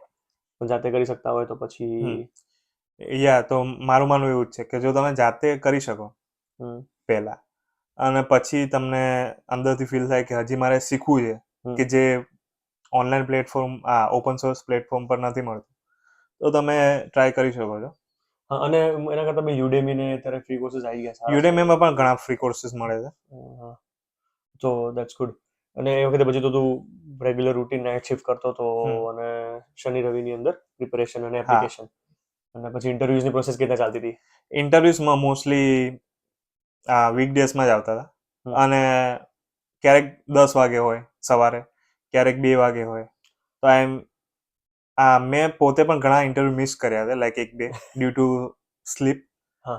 બટ આવી રીત ઇન્ટરવ્યુ હોય છે તો પ્રોપર સવાર વહેલા 10 વાગે હોય તો અડધી કલાક વહેલા ઉઠીને થોડું ફ્રેશ થઈને બધું સેટ કરવાનું હોય. તો એ સ્ટ્રગલ હતી, પણ એ વર્થ ઇટ હતું. તમને ઇન્ટરવ્યુમાં તમને ખબર પડે કે તમારી તૈયારી કેટલી છે અને એ બધી વસ્તુ સામેના માણસના પર્સપેક્ટિવથી તમે ઇન્ટરવ્યુના નજરથી તમને ખબર પડે કે દુનિયાના નજરથી તમારા પાસે કેટલી ક્વોલિફિકેશન્સ છે, કેટલી ક્વોલિટીઝ છે, અને કેટલું તમારે તૈયારી કરવાની જરૂર છે. યસ. એટલે તો મને આઈ થિંક હું 2-3 ઇન્ટરવ્યુમાં મારું એપ્લિકેશન આગળ નથી વધી, પણ હું શીખ્યો પણ ખાસું એવું કે કેવા કેવા ક્વેશ્ચન્સ હોય છે, ટેકનિકલ, નોન ટેકનિકલ, બિહેવિયર. તો એ સારો ઓવરઓલ એક્સપિરિયન્સ સારો હતો ઇન્ટરવ્યુનો. જો તમે ખાલી સ્લીપનો પાર્ટ તમે કાઢી નાખો તો ઓવરઓલ એક્સપિરિયન્સ સારો હતો. નાઈસ. અને પછી મોન્ટ્રીયલની અંદર જોબ લાગવાનું થયું અને હમ. પછી ટોરન્ટોથી ઓટોવા મૂવ થવાનું થયું બીકોઝ ઓટોવામાં ઓલરેડી ફ્રેન્ડ્સ એન્ડ ફેમિલી રહેતા યસ. હતા. તો તું બિગિનિંગમાં મોન્ટ્રીયલમાં રહેવા માટે ગયો હતો? યસ, તો હું મહિનો તો મોન્ટ્રીયલ રહેતો હમ. અને પછી હું મૂવ થયો ઓટવા. હમ. અને mostly every once in a week મારે જવાનું હોય છે ત્યાં ઓફિસ. ઓટોવા. તો હવે આઈટીની અને બધાની વાત થોડીક સાઈડમાં સિરિયસ કરીને મોન્ટ્રીયલની વાત કરીએ આપણે. તો હાઉઝ મોન્ટ્રીયલ કેવું છે? ઓસમ. જસ્ટ ત્યાં આપણે ઘણી બધી વાર સાથે બી ગયા છું હા. અને ત્યાં ફરવાનું પણ સારું છે. મોન્ટ રોયલ છે, ત્યાં આપણે ગરબા પણ કર્યા હતા. જો તું પાર્ટ હશે એ ત્યારે ત્યાં એક એ મોન્ટ રોયલ એવું સ્પોટ છે, ત્યાંથી તમે આખું સિટી દેખાય ને સાંજે રાત્રે બહુ બ્યુટીફુલ હોય છે. અચ્છા. બીજું એક અમે આઈ થિંક 2 વર્ષ પહેલા એક ફેમિલી ડે લોંગ વીકેન્ડમાં ગયા હતા. ત્યાં આઈસ સ્કેટિંગ ને ત્યાં એ પણ એનું સારું છે. મોન્ટ્રીયલમાં વિન્ટર સ્પોર્ટ્સ સારા મોન્ટ્રીયલમાં હોય વિન્ટર છે. સ્પોર્ટ્સ સારા છે. તો અમે જ્યારે ગયા હતા ત્યારે અમે આઈ થિંક એક રૂમ આઈ થિંક અમે એક ઘર જ બુક કરાવ્યું હતું. રાઈટ. booking.com કરીને વેબસાઇટ હતી, પણ એ બહુ સરસ હતી. ડાઉનટાઉનમાં જ હતી પ્રોપર અને લાઈક બધી ફેસિલિટી હતી. એ રૂમ અમને ખાસો ગમ્યો. ઓનલી એક વસ્તુ હતી કે જે નથી સારી, પાર્કિંગમાં જસ્ટ બહુ લોચા હતા ત્યાં. તમારે ઘર સપોઝ અહીંયા હોય તો તમારે આઈ થિંક 500 મીટર કે કિલોમીટર દૂર જ્યાં જગ્યા મળે ત્યાં પાર્ક કરવાની ઓન સ્ટ્રીટ, રાઈટ. બીજું ત્યાંનું પુટીન, લા બંકીસ, એ ફેમસ પુટીન છે. એ ત્યાં પ્રોપર મોન્ટેલ ડાઉનટાઉનમાં છે, બરાબર છે. હું છે ને હવે એક સેકન્ડ લઈને પબ્લિકને કીધું કે પુટિન શું છે. Okay, sure. વ્લાડિમીર પુટિન નહીં, પુટિન પુતિન નહીં, પુટિન. પુટિન એક એવું કહેવાય છે કે એને સ્પેલિંગ એનું છે POUTINE, પુટિન. એ ડિશ છે. અને ફન ફેક્ટ ઇઝ કે પુટિન જે છે એ મોન્ટ્રીયલ તરફથી દુનિયાને ગિફ્ટ છે. એવું કહેવામાં આવે છે. એ ડિશ છે જે મોન્ટ્રીયલની અંદર ઇન્વેન્ટ થઈ છે. ડિશમાં એ સ્પેશિયાલિટી કશું બી નથી. બેઝિકલી ફ્રેન્ચ ફ્રાઈઝ છે. ફ્રેન્ચ ફ્રાઈઝની ઉપર ચીઝના કર્ડ્સ, એટલે ચીઝના પીસીસ, અને એની ઉપર ગ્રેવી. યસ. એ 3 બેઝિક ઇન્ગ્રેડિયન્ટ્સ હોય. એની ઉપર તમને ગ્રેવીનો પછી કોઈ બી બેઝ હોઈ શકે. વેજીટેરિયન્સની ગ્રેવી હોય, આપણી સોય બેઝની કે આઈ થિંક એવી હોય છે. અને આ લોકોની ચિકન બેઝ ગ્રેવી હોય. રાઈટ, અહીંયા આગળ મીટ પ્રોપર બેઝ મીટ ને બેઝ બધી હોય. હોય છે. અને બટ ચીઝ ફ્રાઈઝ અને તો ઠંડીની અંદર એ તમારે મેલ્ટેડ ચીઝ સાથે it's a good dish. That's મોન્ટ્રીયલની ગિફ્ટ છે દુનિયા માટે. તો એનું પુટિન બહુ ફેમસ છે. હા, અને ત્યાં લાઈન તું જોવે બહુ જોરદાર લાઈન હોય છે. ઇવન અંદર બેસવા માટે પણ તમારે સમટાઈમ્સ હાફ એન અવર સુધીનો વેઇટ કરવો પડતો હોય છે. રાઈટ. લોકોને આપણે કહીએ કે મોન્ટ્રીયલ, કેનેડાની અંદર મોન્ટ્રીયલ સિટી ડિફરન્ટ કેમ છે? દુનિયાને જ કદાચ ખબર ના હોય, ઇન્ડિયામાં લોકોને ખબર ના હોય, તો મોન્ટ્રીયલ બીજા સિટીઝ કરતા કેમ ડિફરન્ટ છે? તો તમે જોશો લાઈક ટોરોન્ટો ડાઉનટાઉન, ઓટવા ડાઉનટાઉન અને મોન્ટ્રીયલનું ડાઉનટાઉન તમે જોશો. તો મોન્ટ્રીયલના ડાઉનટાઉનમાં જે તમને like feel like European culture જેવો વાઇબ જેવો તમને આમ ફીલ આવશે ત્યાં. પણ એવું કેમ છે? ઓવરઓલ કોન્ટેક્ટ જે છે ને ફ્રેન્ચ, તો થોડું એનું એક્સપ્લેન કરે કે શું છે, શું સિસ્ટમ મોન્ટ્રીયલની. તો ફ્રેન્ચ કોલોનાઇઝ છે બેઝિકલી આખું ક્યુબેક. એક્ઝેક્ટલી. તો કેનેડાની અંદર બધા પ્રોવિન્સીસની અંદર એક ક્યુબેક એવું પ્રોવિન્સ છે કે જેમાં ફ્રેન્ચ પોપ્યુલેશન બહુ છે, હેવી પેલામાં. અને કેનેડાની અંદર ફ્રેન્ચ પોપ્યુલેશન અને આઈ ગેસ ઇંગ્લિશ અને ફ્રેન્ચ એ બંને ઇક્વલ ટ્રીટ કરવામાં આવે છે as a language, as a population. એવું માનવામાં આવે છે. એટલે એ લોકોના પાર્લિયામેન્ટમાં એ લોકોએ ડિક્લેર કરેલું છે કે ફ્રેન્ચ અને ઇંગ્લિશમાં બંનેને ઇક્વલ રાઇટ્સ છે. અને બધા પ્રોવિન્સીસ અલગ અલગ જગ્યાએ, કેનેડા આખું આડું છે મેપમાં જોવા જઈએ તો. અને બીજા બધા જે પ્રોવિન્સીસ છે કાઇન્ડ ઓફ ક્યુબેક વચ્ચે આવે. તો એવું છે કે આખા કેનેડાની અંદર બધા કન્ટ્રીઝમાં ઇંગ્લિશ પીપલ બહુ પહેલેથી આવ્યા હતા હિસ્ટોરિકલી, અને પછી પણ ક્યુબેકની અંદર બધા જે ફ્રેન્ચ લોકો આવીને વસ્યા હતા. ફ્રેન્ચ હતા, અને એ લોકોને એ વખતથી કેનેડાની અંદર ઇક્વલ રાઇટ્સ આપવામાં આવે છે. તો એટલા માટે ક્યુબેકની જેટલી બી સિટીઝ છે, જે મોન્ટ્રીયલ મેઇન છે, રાઈટ, એ લોકોની સિટી, તો આઈ થિંક એ રીઝન છે કે એના કારણે ત્યાં ફ્રેન્ચ પીપલ બહુ જ છે, એટલે દુનિયાની અંદર જ્યારે ફ્રેન્ચ ખાવાનું, ફ્રેન્ચ લોકો, ફ્રેન્ચ સ્ટાઇલ સિસ્ટમ જે દુનિયામાં તમને જોવા મળે, જે ફ્રાન્સની છે ફ્રેન્ચ લોકોની, એ બધી તમને બેઝિકલી મોન્ટ્રેલમાં બી જોવા મળે. એટલે તો પછી મોન્ટ્રીયલ ડિફરન્ટ કેમ લાગ્યું તમને બીજા બધા કરતા? આમ જઈએ આપણે તો ત્યાં શું ડિફરન્ટ લાગે બીજા બધા લોકો કરતા, અહીંયા કરતા, ટોરોન્ટો કરતા? વાઇબ ઓફકોર્સ વાઇબ ડિફરન્સ છે ત્યાંનો, રાઈટ. રેસ્ટોરન્ટ બી યુનિક હોય છે એઝ કમ્પેર ટુ ટોરોન્ટો અને અહીંયા. કઈ રીતના યુનિક? ઇટાલિયન રેસ્ટોરન્ટ બહુ છે, અમુક ફ્રેન્ચ રેસ્ટોરન્ટ પણ બહુ સારા હોય છે ત્યાં, કંપની તરફથી ઇવેન્ટ હોય. અને ત્યાંનું લાઈક સ્ટ્રક્ચર અને જે બી ડિઝાઇન હોય છે એ પણ યુનિક હોય છે. રાઈટ, ક્યુબેકના અને ત્યાં ટ્રાફિક લો બી બહુ હાર્ડ છે. ચર્ચ પણ એક સારું છે, એક ત્યાંનું ફેમસ. તો ત્યાં એ બહુ ઉપર ટોપ ઉપર છે અને ત્યાંથી તમને પણ આખું સિટી દેખાય અને સારું છે. અને તમે જો ગાડી લઈને જાઓ તો ત્યાં પણ વળાંકવાળા રસ્તા છે, તમને ફીલ લાઈક કે તમે ફૂલ એડવેન્ચર ટ્રીપ માટે તમે જઈ રહ્યા છો, એવી રીતે તમે ઉપર જઈ શકો છો ત્યાં આગળ. મોન્ટ્રીયલમાં આઈ થિંક મોન્ટ્રીયલમાં આપણા સ્ટુડન્ટ્સની પોપ્યુલેશન બી બહુ આવે છે અમારી રિસન્ટલી. યસ. તો શું લાગે છે એ લોકોને ઇઝી રહે છે કે ભાઈ ફ્રેન્ચ તો શીખવાનું? એક ત્યાંનો બેનિફિટ એ છે કે ત્યાંની ગવર્મેન્ટ પુશ કરે છે કે તમને ફ્રેન્ચ ક્લાસ લેવાય તો તમે ફ્રીમાં પણ તમે શીખી શકો છો ફ્રેન્ચ. એ લોકો તમને પુશ કરે છે, એ મોસ્ટલી ઇવનિંગ ક્લાસીસ હોય છે. સેમ આપણે સિટી ઓફ ઓટવા છે એમ ત્યાં પણ સેમ આવી સિટી સર્વિસ છે, ક્યુબેક સર્વિસ કે જે પણ કહો એ. બહુ આઈડિયા નથી પણ એવી સર્વિસ છે, મારા કલીગ તરફથી મને એવી ઇન્ફોર્મેશન મળી છે. તો ત્યાં એ લોકો મોસ્ટલી આવી રીતે ફ્રેન્ચ ક્લાસીસ અટેન્ડ કરતા હોય છે. બેનિફિટ એ છે કે ત્યાં પીએનપી પણ મળી જાય ઇઝીલી જો તમે. શું હોય? એક્સપ્લેન ટુ અસ. પીએનપી એટલે જે તે પ્રોવિન્સનું પીઆર. બેઝિકલી તમને 600 પોઈન્ટ મળે અને આફ્ટર ધેટ તમે અપ્લાય કરી શકો છો લાઈક ફૂલ કેનેડાના પીઆર માટે. બરાબર છે. તો એ સ્ટુડન્ટ ખાસા વધ્યા છે પણ હમણાં રિસન્ટલી ન્યૂઝ આવ્યા હતા કે આઈ થિંક એ લોકો 25% એપ્લિકેશન અપ્રૂવ કરશે પર કન્ટ્રી. લાઈક ઇફ સપોઝ ઇન્ડિયાથી 100 એપ્લિકેશન થઈ હોય તો એના 25 લોકોને જ અપ્રૂવ કરશે. Suppose let's say Brazil, Chile કે એમાંથી કંઈક 200 એપ્લિકેશન થઈ હોય તો એમાં 50 લોકો જ લાઈક 50 મોસ્ટ પ્રીસિયસ એપ્લિકેશન જે બી એમના તરફથી હોય એ જ અપ્રૂવ કરશે. તો એવો સોર્ટ ઓફ લો ત્યાં થોડોક હમણાં મુકાયો છે ઇમિગ્રેશન માટે. મોન્ટ્રીયલના રૂલ્સ ને બી બીજા બધા પ્રોવિન્સ કરતા ડિફરન્ટ છે નહીં? ટ્રાફિક ને યસ. નહીં, આઈ મીન ઓવરઓલ જે રૂલ્સ એન્ડ રેગ્યુલેશન્સ બી હોય એ બીજી બધી પ્રોવિન્સના સેમ હોય છે, એક જેવા હોય છે, પણ ક્યુબેકમાં હવે મોસ્ટલી ફ્રેન્ચ ને ઓફકોર્સ એ લોકો વધારે ઇમ્પોર્ટન્સ આપે છે. એ લોકો આઈ થિંક બિલ પણ પાસ કર્યું છે ફ્રેન્ચ. કઈ રીતનું એટલે?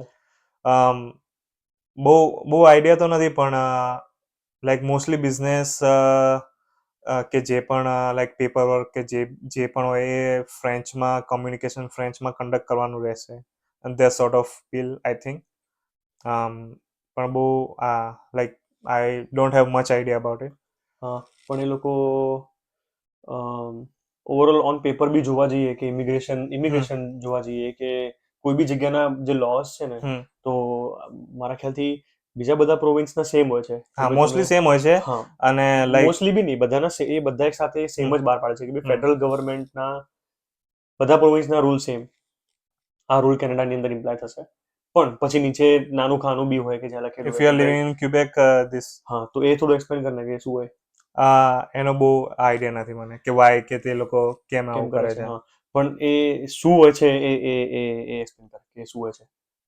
બસ આજ કે જેની અંદર બધા રૂલ્સ એન્ડ રેગ્યુલેશન્સની અંદર ક્યુબેકનું સેપરેટ લખેલું હોય છે, બધાના એ લોકોના રૂલ્સ સેપરેટ હોય છે. એ લોકોનો યસ સમથિંગ મેં નોટિસ કર્યું છે એ વસ્તુ. એ લોકો પોતાના રીતે લાઈક અગ્રી થયા કે સમ રૂલ તો એ રીતે કે અમારા કે પ્રોવિન્સ એઝ અ હોલ પ્રોવિન્સના રીતના એમના રૂલ્સ નિયમ થોડા સેપરેટ ડિફરન્ટ હોય છે, અલગ હોય છે એમ. અને મોન્ટ્રીયલમાં આપણે જય ભવાનીમાં બી ગયા હતા. યસ, એ બહુ સારું હતું ઓફકોર્સ. ટોરોન્ટોના કમ્પેરિઝન ના, ટોરોન્ટો ટોરન્ટોમાં બી જય ભવાની છે. હમ. ટોરન્ટોના કમ્પેરિઝનમાં નહીં, આઈ મીન ટોરન્ટોની જેમ તમારે સેમ ફિલિંગ જોઈતી હોય તો મોન્ટ્રીયલ જવાય. છે યસ, થોડું પણ ઓલ્સો તને ત્યાં પાર્કિંગની પ્રોબ્લેમ નડી હતી. બાકીનો પ્રોબ્લેમ તો ત્યાં બહુ મોટો છે. ડાઉનટાઉન છે રાઈટ, તો Yeah. ત્યાં ડાઉનટાઉનમાં તો રહેવાનું થોડું મોન્ટ્રીયલના એમાં. અને ટોરન્ટો તો પછી બ્રેમ્પટનમાં કેવું હતું જોબ કરવાનું? બ્રેમ્પટનમાં ઓકે આઈ વુડ સે, કેમ કે બ્રેમ્પટનમાં તમને મોસ્ટલી ટ્રાન્ઝિટ ને એનો કોઈ ઇશ્યુ નહોતો. ઓફકોર્સ રેસ્ટોરન્ટ પણ ખુલ્લા હોય છે થ્રુ આઉટ લાઈક 24 hours, તો ખાવાનો પણ કોઈ પ્રોબ્લેમ નહોતો. Toronto GT area, GT area આખા ઓલ ઓવર જીટી એરિયામાં તમને બધે પ્રોબ્લેમ 24 hours 24/7 તમને મળી જાય. અને ટોરન્ટો અને મોન્ટ્રીયલમાં ઓલમોસ્ટ ડિસ્ટન્સ છે 4 થી ઓલમોસ્ટ લાઈક 5.5-6 કલાક. જો 5.5 તમે થ્રુ આઉટ 401 પકડી રાખો તો આઈ થિંક 5.5 તમને કલાક મોન્ટ્રેલ ડિસ્ટન્સ છે. તો શું લાગે છે કે મોન્ટ્રીયલની અંદર હવે એઝ એન ઇન્ડિયન્સ તમારે આવવું હોય, રાઈટ, ઇમિગ્રન્ટ્સમાં તમારે તો એનો કોઈ આઈડિયા ખરી કે પછી આમ કે ભાઈ ઇન્ડિયન્સ લોકોની લાઈફ કેવી છે ત્યાં આગળ, કલ્ચરલી કે આમ તેમ? ત્યાં સારી હોય છે મોસ્ટલી તો. હા. હું પણ રહ્યો છું 1 મહિના સુધી. હા, તો એક્સપિરિયન્સ કેવો હતો? એ કોની સાથે રહ્યો હતો? એટલે બધા આપણા બોયઝ જ હતા ઓકે. મોસ્ટલી તો. હા. બધા સ્ટુડન્ટ હતા અને એક્સપિરિયન્સ બી સારો હતો.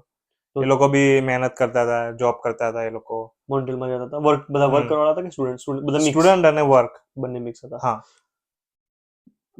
તો પછી ત્યાં આગળ કેવી રીતના એક ઘર શોધ્યું હતું? એની સિસ્ટમ શું હતી? તો એક કોન્ટેક્ટ મળ્યો હતો વાયા ફ્રેન્ડ્સ ઓફ ફ્રેન્ડ. રાઈટ. તો એવી રીતે પેલા હું અને અમુક ફ્રેન્ડ્સ અમે ગયા હતા. રાઈટ.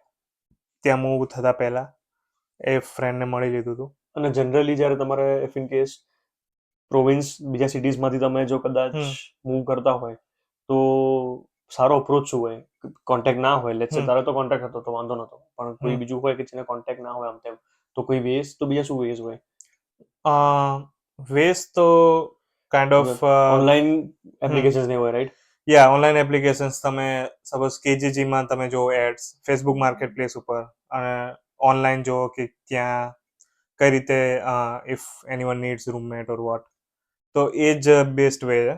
અને સપોઝ ના મળે તો તમારે આઈ થિંક વીક ઓર 2 તમારે એરબીએનબી થ્રુ રહેવું પડે કે કોઈ બી રીતે તમારે મેનેજ કરવું પડે અન્ટિલ તમે જ્યાં સુધી કોઈ પ્રોપર સોલ્યુશન ના શોધી શકો. કોઈ ચીપ હોટલ ને બી મળી જાય રાઈટ? Yes. સસ્તું કોઈ હોટલ તમને જોઈતી હોય તો એ બી તમને મળી જાય. હમ. અને એના માટે ઓનલાઈન તમારા વેબસાઇટ્સ ને તમે જઈ શકો કે ભાઈ કાં તો હોટલની પ્રોપર વેબસાઇટ ચેક કરી લો, કાં તો પછી આમ ડિફરન્ટ થર્ડ પાર્ટી વેબસાઇટ છે ખાસી બધી છે. એરબીએનબી, એક્સપીડિયા, booking.com, hotel.com, લાઈક જે બીજી બધી hotels third party application through તમે કરી શકો. જો ડીલ મળતી હોય તો તમે એના થ્રુ બી બુક કરી શકો. રાઈટ. હજી બી થોડુંક મોન્ટ્રીયલ ઉપર ડિટેલમાં થોડી વાત કરશું, પણ સમર અને વિન્ટરના કમ્પેરિઝનમાં શું લાગે છે? કારણ કે તું ખાસા ટાઈમથી કામ કરે છે ઓલરેડી, રાઈટ? તો સમર અને વિન્ટરમાં શું ડિફરન્ટ લાગે છે કે ભાઈ મોન્ટ્રીયલમાં? વિન્ટરમાં તો મોસ્ટલી આપણે અહીંયા ઓટવા જેવું જ હોય છે. કદાચ વધારે સ્નો પડતો હશે, કદાચ. હા. પણ અધર દેન કોઈ ખાસ મેજર ડિફરન્સ નહીં હોતો. સ્નો ક્લિનિંગ પણ સારી રીતે થાય છે ત્યાં આગળ, મેં જોયેલું છે. ત્યાં કાર તમારે એક ઇન્ટરેસ્ટિંગ વસ્તુ છે. સમરમાં આઈ થિંક કાર તમારે ઓડ ઇવન રીતે મૂકવાનું હોય. એટલે suppose 9 to 5, suppose Monday 9 to 5 તમારે કાર રાઈટ સાઈડ મૂકવાની હોય. હા, એટલે તમે 9 to 5 તમારે સ્ટ્રીટ ઉપર પાર્કની વાત છે? સ્ટ્રીટ ઉપરની વાત. 9 to 5 તમે ખાલી રાઈટ સાઈડ ઉપર જ મૂકી શકો મંડે. અચ્છા. પછી 5 વાગ્યા પછી સ્ટ્રીટની બંને બાજુ પાર્કિંગ ચાલુ થઈ જાય. અચ્છા. Till next day 9 AM. હમ. પછી ટ્યુઝડે લેફ્ટ સાઈડ હોય. હા. 9 to 5. તો એ રીતની અચ્છા. સિસ્ટમ હતી હું ત્યાં રહેતો હતો ત્યાં. હા, એ ડિફરન્ટ છે નહીં મોન્ટ્રીયલમાં? જે બધી જગ્યાએ સ્ટ્રીટ પાર્કિંગમાં એ રીતનું હોય છે. અને આઈ થિંક વિન્ટરમાં એ લોકો અલાઉ નથી કરતા હોતા. બીજું તો ત્યાં મારી જે કંપની છે ત્યાં આગળ એક પ્લેસ વર્ટુ કરીને એક મોલ છે. સુપર યુનિક મોલ છે. પણ કેમ યુનિક મોલ છે? તમને ડિફરન્ટ તમારા બજેટમાં તમારે શોપિંગ કરવી હોય ને રાઈટ. તો I would recommend that mall. તમને ત્યાં એટલે બધું જ આપણે મળી બધા રહેશે. અહીંયાથી પેલું ઇન્ડિયા હા. માટે શોપિંગ કરતા હોય ને એવી યસ, રીતના. બજેટ શોપિંગ માટે બેસ્ટ પ્લેસ છે Right. અત્યાર સુધી આખો મળેલું. મોલમાં એવું છે. હા, અને કઈ રીતની શોપિંગમાં કર્યું હતો? કપડા કપડા છે, સ્પ્રે છે, એક્સેસરીઝ ને જે બી એસેસરીઝ. Basic yes. શોપિંગ આખા મોલમાં. તો ઇન્ડિયા માટે નહીં કર્યું હોય તો તમે લોકો ઇન્ડિયા માટે ત્યાં શોપિંગ કરી હતી? યસ. તમારા રિસેન્ટલી પેરેન્ટ્સ આવ્યા હતા હા, ત્યારે. પેરેન્ટ્સ આવ્યા હતા ત્યારે. તો બધી શોપિંગ ત્યાંથી કરી હતી કે પછી? હા, મોસ્ટલી બધી શોપિંગ ત્યાંથી જ કરી હતી. હા. પણ યા એક ગુડ એક્સપિરિયન્સ હતો. ત્યાં સારું તમને બધી જ વસ્તુ મળી રહે. રાઈટ. ફેશન ને ત્યાં લાગે વગર કરતા. યસ. It's good. સારું કહેવાય. અને ઓકે, તો પછી પેરેન્ટ્સ જ્યારે અહીંયા આગળ આવ્યા હતા, રાઈટ, આપણે પેરેન્ટ્સ ઉપર થોડી વાર વાત કરવાની છે કે એમનો એક્સપિરિયન્સ કેવો રહ્યો હતો? હું એટલા માટે પૂછું છું કે આપણે જ્યારે ફર્સ્ટ જનરેશન ઇમિગ્રન્ટ હોઈએ કેનેડાની અંદર, આપણે જેમ કે ફર્સ્ટ જનરેશન છીએ, પહેલા આવ્યા, આપણા કોઈ પેરેન્ટ્સ એ રીતના જનરલી આવ્યા ના હોય, રાઈટ. તો અને એ લોકોને, મારા જ્યારે મમ્મી આવ્યા હતા તો એમને સ્નો અને આ તે આમ બહુ બધું નવું નવું એકદમ લાગતું હતું. સ્નો કોઈ દિવસ જોયો ના હોય એટલું બધું, આમ તેમ, ડિપેન્ડિંગ ઓન તમારા એક્સપિરિયન્સીસ કેવા છે ઇન્ડિયામાં. પણ મારા પેરેન્ટ્સ, મારા મમ્મીએ સ્નો નહોતો જોયો તો પછી બહુ એક્સાઇટેડ, પછી થોડો વધારે સ્નો જોયો. પછી ઇવેન્ચ્યુઅલી જગ્યા ગમી અને ઓવરઓલ ક્લીનલીનેસ, લોકો, બધી રીતના. તો તારા જ્યારે મમ્મી પપ્પા આવ્યા હતા તો એ લોકો કેટલો ટાઈમ માટે રોકાયા હતા? ઓલમોસ્ટ 5.5 મહિના. એ મારા નાના ભાઈ જોડે આવ્યા હતા. મારા નાના ભાઈએ પણ અહીંયા as a student be as a આવ્યો છે. સ્ટુડન્ટ એડમિશન લીધું છે. આઈ હોપ નેક્સ્ટ પોડકાસ્ટમાં બોલાવવાનો થશે મોસ્ટલી. ઓવરઓલ એમનો એક્સપિરિયન્સ સારો હતો.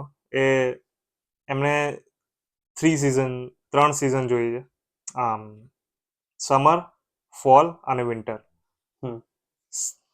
Summer, July, August, almost summer અમે ખાસી બધી જગ્યાએ ફર્યા. અહીંયા ઓટોમાં, ક્યુબેક, ગેટિન્યુ, મોન્ટ્રીયલ, ઓલ્સો ટોરોન્ટોમાં નાયગ્રા ફોલ, સીએન ટાવર, અને એ બધી જગ્યાએ અમે ફર્યા અને એમને બહુ સારું લાગ્યું. અમે મોન્ટ્રીયલ પણ ગયા હતા. આપણે જેટલી પણ જગ્યાએ ગયા છીએ એટલી જગ્યાએ. ત્યાં એમને એક મોલ ગમ્યો હતો લવાલમાં, જ્યાં હું જોબ કરતો હતો ત્યાં. એ પણ CF ફેરવ્યુ મોલ છે. અને ત્યાં એ મોલ, હું માનું છું કે એ મોલ બહુ આમ ડિઝાઇનર મોલ હતો. હાઈ એન્ડ મોલ હતો. હા. કમ્પેર કરીએ તો ટોરોન્ટો જે ડંડાસ સ્ક્વેર ઉપર જે મોલ છે, right, Eden centre. Eden centre, yeah, તો એની કરતાં પણ આમ સારો દેખાતો હતો.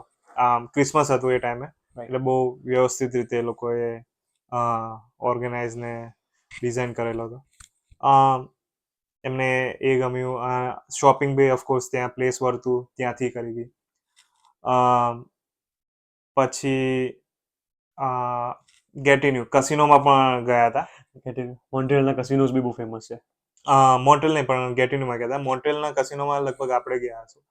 એટલે ઓવરઓલ કહું છું કે જનરલી મોન્ટ્રીયલનો કસિનો બાય ધ વે બહુ મોટો છે. બહુ મોટો છે. એટલે અને ત્યાં ફર્સ્ટ ટાઈમ એવું થયું હતું કે જે આપણે ફર્સ્ટ ટાઈમ ગયા હતા તો ત્યાં એક્ઝિટ એટલી શાર્પ હતી. મેં આઈ થિંક 2 થી 3 વાર મિસ કરી, તો મારે યુટર્ન મારી ફરીથી એ જગ્યાએ ગૂગલ મેપ એટલું બધું સાથ નહોતું આપતું. અને હાઈવેમાં એક્ઝિટ મિસ કરવી એટલે તમારે નેક્સ્ટ એક્ઝિટ સુધી વેઇટ કરવાનું, જે 500 કિલોમીટર દૂર હોય. પછી તમે એક્ઝિટ લો અને પછી તમે રેગ્યુલર રસ્તા પર આવો. પછી રેગ્યુલર રસ્તા પરથી તમારે બીજી એક્ઝિટ બાજુ જવાનું, બીજા 1-2 યુટર્ન લેવાના, અને ત્યાંથી પછી તમે બીજી એક્ઝિટ થી બહાર નીકળો હાઈવે પર. પછી ત્યાંથી પછી તમારે ફરતી બીજી એક્ઝિટ લેવાની, અને એ રીતના તમારે મોન્ટ્રીયલની એક્ઝિટ બહુ કન્ફ્યુઝિંગ છે બાય ધ વે, બહુ જ. એમ તમને આમ ખબર ના પડે, કેમ કે ચારે દિશાઓથી એક્ઝિટ જતી હોય, north, east, west, south. Suppose તમે ભૂલે ચૂકે કોઈ બી એક લઈ લીધી તો તમારે બહુ ફરીને જે 5 મિનિટનું ડિસ્ટન્સ હોય તમારે 25 મિનિટનું થઈ જાય. તો એ એક તકલીફ છે હજી નેવિગેટ કરતા. મને પણ અમુક વાર આઈ ફીલ કે હું લોસ થઈ જાઉં છું. તો એ લોકોને, સોરી, મમ્મી પપ્પાની વાત કરતા હતા, તો પછી એ લોકોને કેવી રીતના પછી એક્ઝિટ મિસ થઈ ગઈ હતી અને એ લોકોને બીજે ક્યાં ફરવા લઈ ગયા હતા? એક્ટિવિટી શું કરાવી હતી બીજી એમને? બીજે મોસ્ટલી આપણે સનસેટ પોઈન્ટ, જે આપણે ગયા હતા ગેટિન્યુ પાર્ક, ત્યાંથી સનસેટ પોઈન્ટ સારો દેખાય છે. એ વ્યૂ પોઈન્ટ બહુ સારો છે. અહીંયાથી ઓલમોસ્ટ 2 કલાકની ડ્રાઈવ હા હતી review કરવા. મોસ્ટલી ટ્રેકિંગ માટે પણ ગયા હતા અમે એક ઈગલનેસ કરીને જગ્યા હતી અહીંયાથી I think 1 hour or 1.5 hour. એ પણ બહુ સારો વ્યૂ પોઈન્ટ છે. ત્યાં તમારે ચાલતા ચાલતા જવાનું ને છેક ઉપર સુધી, અને ત્યાંથી નીચે કેવું કે ખાઈ છે, પણ ફોલમાં વ્યૂ જોરદાર આવે. અચ્છા. તમે ફોલનો વ્યૂ જો એટલે હા, તમને because ગમે. બધા ટ્રીઝ ઓરેન્જ જેવા થઈ ગયા હોય તો પછી તમને આમ જોવાની મજા આવે. અને એ લોકોને ખાવા પીવાનું કેવું રહ્યું હતું? ખાવા પીવાનું સારું હતું. આપણે ટોરન્ટો જ્યારે ફર્સ્ટ ટાઈમ આઈ થિંક બધા ભેગા થયા હતા ત્યારે મને યાદ નથી, આપણે આઈ થિંક 4 જણા પણ ગયા હશું ત્યાં. ફૂલ રજવાડી ખાવાનું હતું, હા, કાઠિયાવાડી ખાવાનું કાઠિયાવાડી હતા મારા ખ્યાલથી. Unlimited I think. તો પછી મને ખ્યાલ નહીં હોય, મને યાદ નહીં હોય યસ. honestly. હા, તો ત્યાં ગયા હતા તો એમને ત્યાંનું ખાવાનું બહુ સારું એટલે લાગ્યું. બેઝિકલી એમને ટોરોન્ટોનું ખાવાનું ગમ્યું હતું. ટોરન્ટોનું, અને અહીંયા પણ આપણે ગયા હતા રંગદેમાં અને બીજી ઘણી બધી રેસ્ટોરન્ટમાં. મોન્ટ્રીયલમાં. એમાં ઘણા બધા પીઝા બી ટ્રાય કરેલા છે અહીંયા, નવી નવી. એમને કેવું લાગ્યું હતું પછી ઓવરઓલ? એ શું ઓવરઓલ કહેતા હતા કે ભાઈ એમને આમ ઓવરઓલ એમને મજા આવી ગઈ. એમને અહીંયા લાઈક એટમોસ્ફિયર બહુ સારું લાગ્યું. આમ એકદમ આમ ફ્રી એટમોસ્ફિયર, એક બી વાર આમ બીમાર નતા પડ્યા અને એમને મજા આવી ગઈ હતી. રાઈટ. હવે થોડોક સિરિયસ ક્વેશ્ચન એ સેન્સમાં કે એ એક્સપિરિયન્સ મારે કદી થયો નથી એટલે મને કદાચ એ વસ્તુની ખબર નહીં પડે, પણ એક મોટા ભાઈ તરીકે કન્ટ્રીની અંદર સ્વિચ કરવું, અહીંયા આગળ આવું, રાઈટ, અને ઘરના નાના લોકો કે નાના જે બી હોય તમારા they look up to you, તમારી સામે જોઈને એ લોકો મોટિવેશન લેતા હોય, શીખ લેતા હોય કે ઓકે મારા મોટા ભાઈ આવી રીતના કર્યું તો, અને બધા કઝિન્સની વાત છે કે જે બી તમારા ભાઈ હોય કે આમ તેમ, એક સેન્સ ઓફ રિસ્પોન્સિબિલિટી આવી જાય કે તમારે બી આમ જવાનું આમ તેમ. તો અહીંયા આવીને તમે આવી રીતના થોડુંક અચીવ કરો અને પછી પેરેન્ટ્સને આવી રીતના આમ બોલાવો તો એ ફિલિંગ કેવી હોય છે? એ ફિલિંગ બહુ જોરદાર, બહુ અસમ. લાઈક વર્ડ્સમાં મૂકવાનો થોડો ટ્રાય કર કે શું લાગે તું? હા, તો લાઈક ઇન્ડિયામાં એ લોકો બહુ ક્યાંય ફર્યા નતા આવી રીતે, અને ફર્સ્ટ ટાઈમ આવી રીતે કન્ટ્રીની બહાર આવ્યા એટલે આમ આઈ ફીલ પ્રાઉડ કે હું એમને બોલાવી શક્યો આવી રીતે. આ જે બી અચીવ કર્યું છે એ એમના લીધેથી જ થયું છે બધું. અને બહુ ફિલિંગ બહુ સારી હોય છે જ્યારે તમે ફર્સ્ટ ટાઈમ આવી રીતે તમારા પેરેન્ટ્સને પોતાના ઘરમાં તમે બોલાવો. એક્ઝેક્ટલી. હા. પછી એ લોકો આવે, પપ્પા અને મમ્મી એ લોકો જતા વખતે એમને કશું કંઈ કહેવાનું કંઈ હતું કે ભાઈ શું છે શું નહીં? એમને એક્સપ્રેસ કરી આ વસ્તુ એમના થ્રુ તને લાગ્યું હોય કે એમને આમ મોઢાથી એમને એક્સપ્રેસ કરી હોય કે પછી એમની આંખમાં દેખાતું હોય કે પછી? યસ. તો જ્યારે એ લોકો જવાના હતા ત્યારે મમ્મી અને મમ્મી પપ્પા બંને થોડા ઇમોશનલ થઈ ગયા હતા કે હવે કદાચ એકાદ વર્ષ માટે કે 2 વર્ષ માટે હવે પાછા નહીં મળી શકીએ અને એ બધું. પણ ઓવરઓલ અમને બી હવે હજી એવું થાય છે કે ઘર હજી ખાલી ખાલી રહે છે, કેમ કે પહેલા તો 5 જણા રહેતા હતા એટલે એ ઘર આખું ભરેલું એટલે તમને બેઝિકલી મજા આવે અને કંટાળો ના આવે. તમને તમારી મનગમતી વસ્તુ બધી ખાવા મળે. હા, એ તો ખરી. એ તો મમ્મી હોય, મમ્મીને હોય, પેરેન્ટ્સ હોય એટલે બધી આખી વસ્તુ અલગ, એટલે કારણ કે બીકોઝ માનો જીવ છે રાઈટ. તો દેટ્સ ગુડ. સારું, ગુડ ટુ નો. ગમે સારું લાગ્યું. હવે બીજી સ્વિચ ધ ગેર્સ, કારણ કે જનરલી મેં જોયું છે કે આપણા ખાલી સક્સેસ એટલે હજી તો લાઈફમાં જે બી અચીવ કરવાનું બહુ બાકી છે, પણ જેવી રીતના આપણે લોકો જનરલી મિડલ ક્લાસ ફેમિલીમાંથી એવી રીતના આવતા હોઈએ તો એ લોકો માટે ઓલરેડી જેટલું આપણે અહીંયા ગણાઈને રહેવું, ઇમિગ્રન્ટમાં લાઈફ થ્રુ આઉટ કરવી, નોલેજ ઓછા નોલેજમાં કે જેટલું બી નોલેજ હોય એ પ્રમાણે શેર કરવું, ગો થ્રુ કરવું, એક્સપિરિયન્સીસ કરવા, અહીંયા આવીને રહેવું અને અહીંયા આગળ બધું ભોગવવું, આમ તેમ એ થોડું ઓલરેડી અઘરું હોય છે એઝ ઇટ ઇઝ, રાઈટ. તો આપણા ખાસી બધી વસ્તુ એવી હોય કે ભાઈ જેમાં મેન બોયઝ આપણે જેવી રીતના બી હોય આપણે અમુક વસ્તુ ખાસી બધી વિચારીએ નહીં, કરીએ નહીં, આમ તેમ, રાઈટ. તો આપણે થોડાક ગગા જેવા એ કાઇન્ડ ઓફ આમ તેમ હોઈએ. તો at some point in our life આપણે થોડુંક એક સિંગ્યુલર ફોકસ જોઈએ કે પછી એક ડ્રાઈવ જોઈએ, રાઈટ, જે યુઝ્યુઅલી મેં જોઈ છે કે માણસને આવતી હોય છે આફ્ટર ધેર મેરેજ, રાઈટ. એટલે યસ, પેરેન્ટ્સ તમારા પાસે હોય, આ તે એ તમારા જોડે આવે રહે છે, ના નથી બધી રીતના. એન્ડ ઓફ ધ ડે તમે તમે મેરિડને તમે કરો 2-3 વર્ષથી 4 વર્ષથી, મેં મારી લાઈફમાં નોટિસ કર્યું, જનરલી મારા બીજા ફ્રેન્ડ્સના બી લાઈફમાં નોટિસ કર્યું કે યસ, એ લોકોએ સ્ટ્રગલ બહુ કરી છે, એ લોકો એમના સક્સેસ એમની સ્ટાર્ટ થઈ છે, પણ અમુક વખત કેવું છે કે સક્સેસ ઇન અ સેન્સ થોડી લાઈફ બિલ્ડ થવા ચાલુ થાય તો તમને મેનેજ કરતા ના આવડે, તો તમને ઇન્કમ ચાલુ થવા છે, સારી ઇન્કમ મળે, તમે લાઈફમાં ખાલી ફિલ્ડ જોબ, પેલી કોફી શોપ્સમાં જોબ કરી હોય અને તમે મજૂરી જ કરી ખાધી હોય, છોકરાઓ સાથે તમે હોય આમ તેમ, તો થોડા પૈસા આમ તેમ આવવા માંડે, થોડું તો તમને મેનેજ કરતા ના આવડે કે આવડે આમ તેમ, યુ ડોન્ટ નો. બટ એ વખતે આપણા કલ્ચરમાં સારું સેટઅપ કર્યું છે આપણા પૂર્વજોએ, મોટા લોકોએ, કે એ ટાઈમે લોકોએ ફિક્સ કર્યો છે કે આ ફેઝ પછી તરત લગ્નનું આમ તેમ થઈ જવું જોઈએ, અને એમાં પછી આપણે મેરેજનો ટાઈમ થઈ જાય છે. આ બધું મારા મતે હું કહી રહ્યો છું કે મને શું ફીલ થાય છે.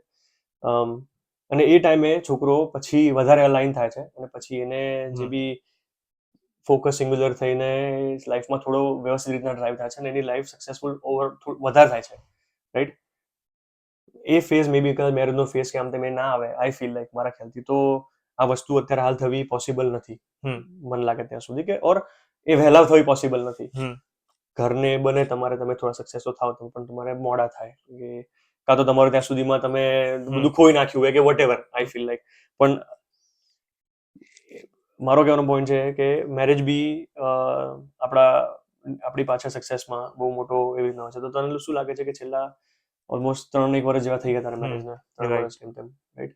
તો મેરેજ એ કેવી રીતના ઇમ્પેક્ટ કર્યું છે તારા સક્સેસની પાછળ? પહેલા તો બીકોઝ આપણે રિસ્પોન્સિબલ ના હોઈએ, સેન્સ ઓફ રિસ્પોન્સિબિલિટી આપણામાં એ બધું ના હોય. હવે બધું તો આપણે આમ રિસ્પોન્સિબલ હોઈએ, જવાબદાર હોઈએ આપણે, બટ બોયઝ આર બોયઝ, આપણે આપણી રીતના બધું ચાલતું હોય એમ. હા, તો પહેલા તો જે ઓર્ગેનાઇઝ નતા ઓર્ગેનાઇઝ, નતા એવું જ હતું.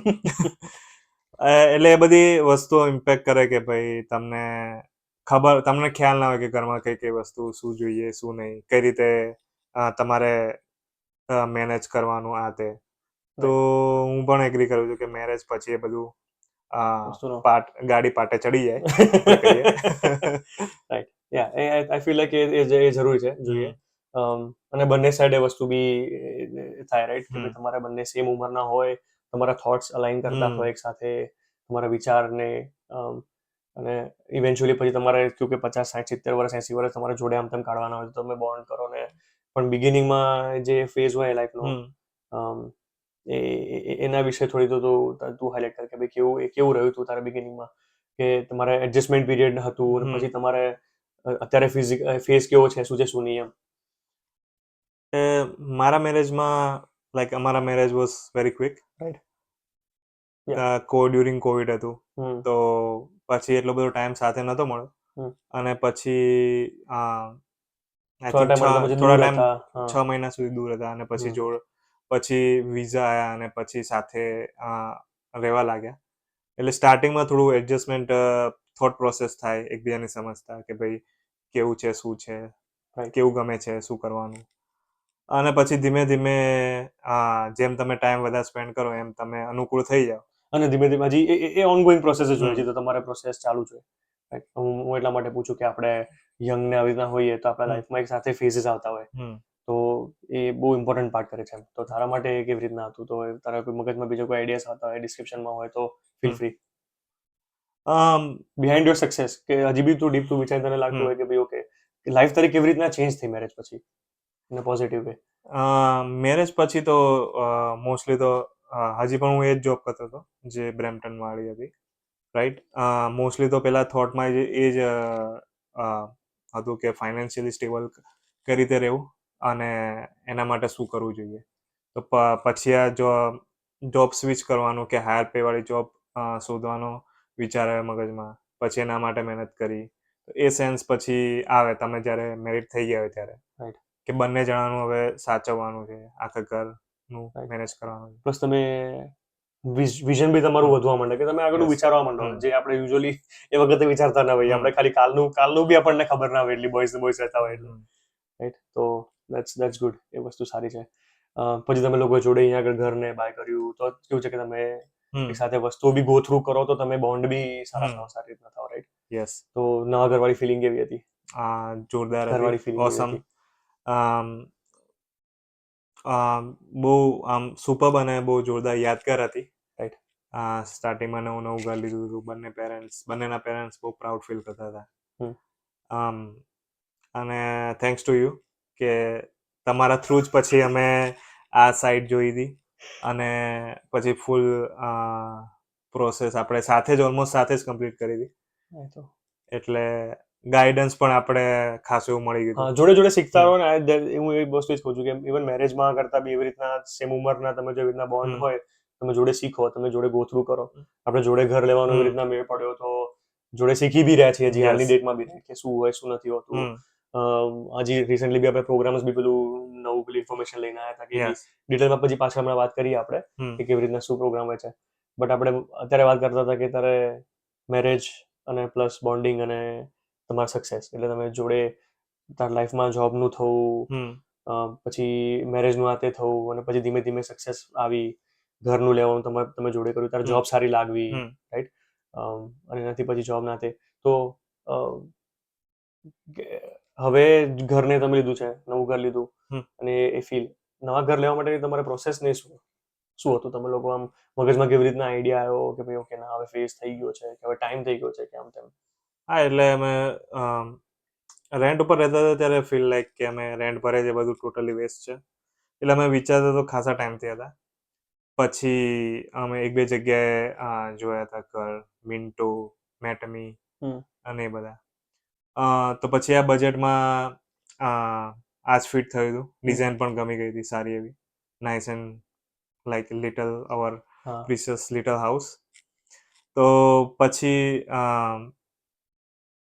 જે રિયલ્ટર જે આપણા હતા જયભાઈ બંનેના, એને રીચ આઉટ કર્યા અને પછી એમને પૂરી લાઈક પ્રોસેસ થોડી ગો થ્રુ સાથે રહીને બધી સમજાઈ કે કઈ રીતનું હોય છે, ડિપોઝિટ સ્ટ્રક્ચર હોય છે અને તમારે બેંકમાં જઈને બધું પ્રોપર તમારે ડોક્યુમેન્ટેશન રેડી રાખવાનું કે તમે એલિજિબલ છો ઘર લેવા માટે, તમને આટલા અમાઉન્ટની લોન તમે લઈ શકો છો, બેઝિકલી અપ્રુવલ લેટર.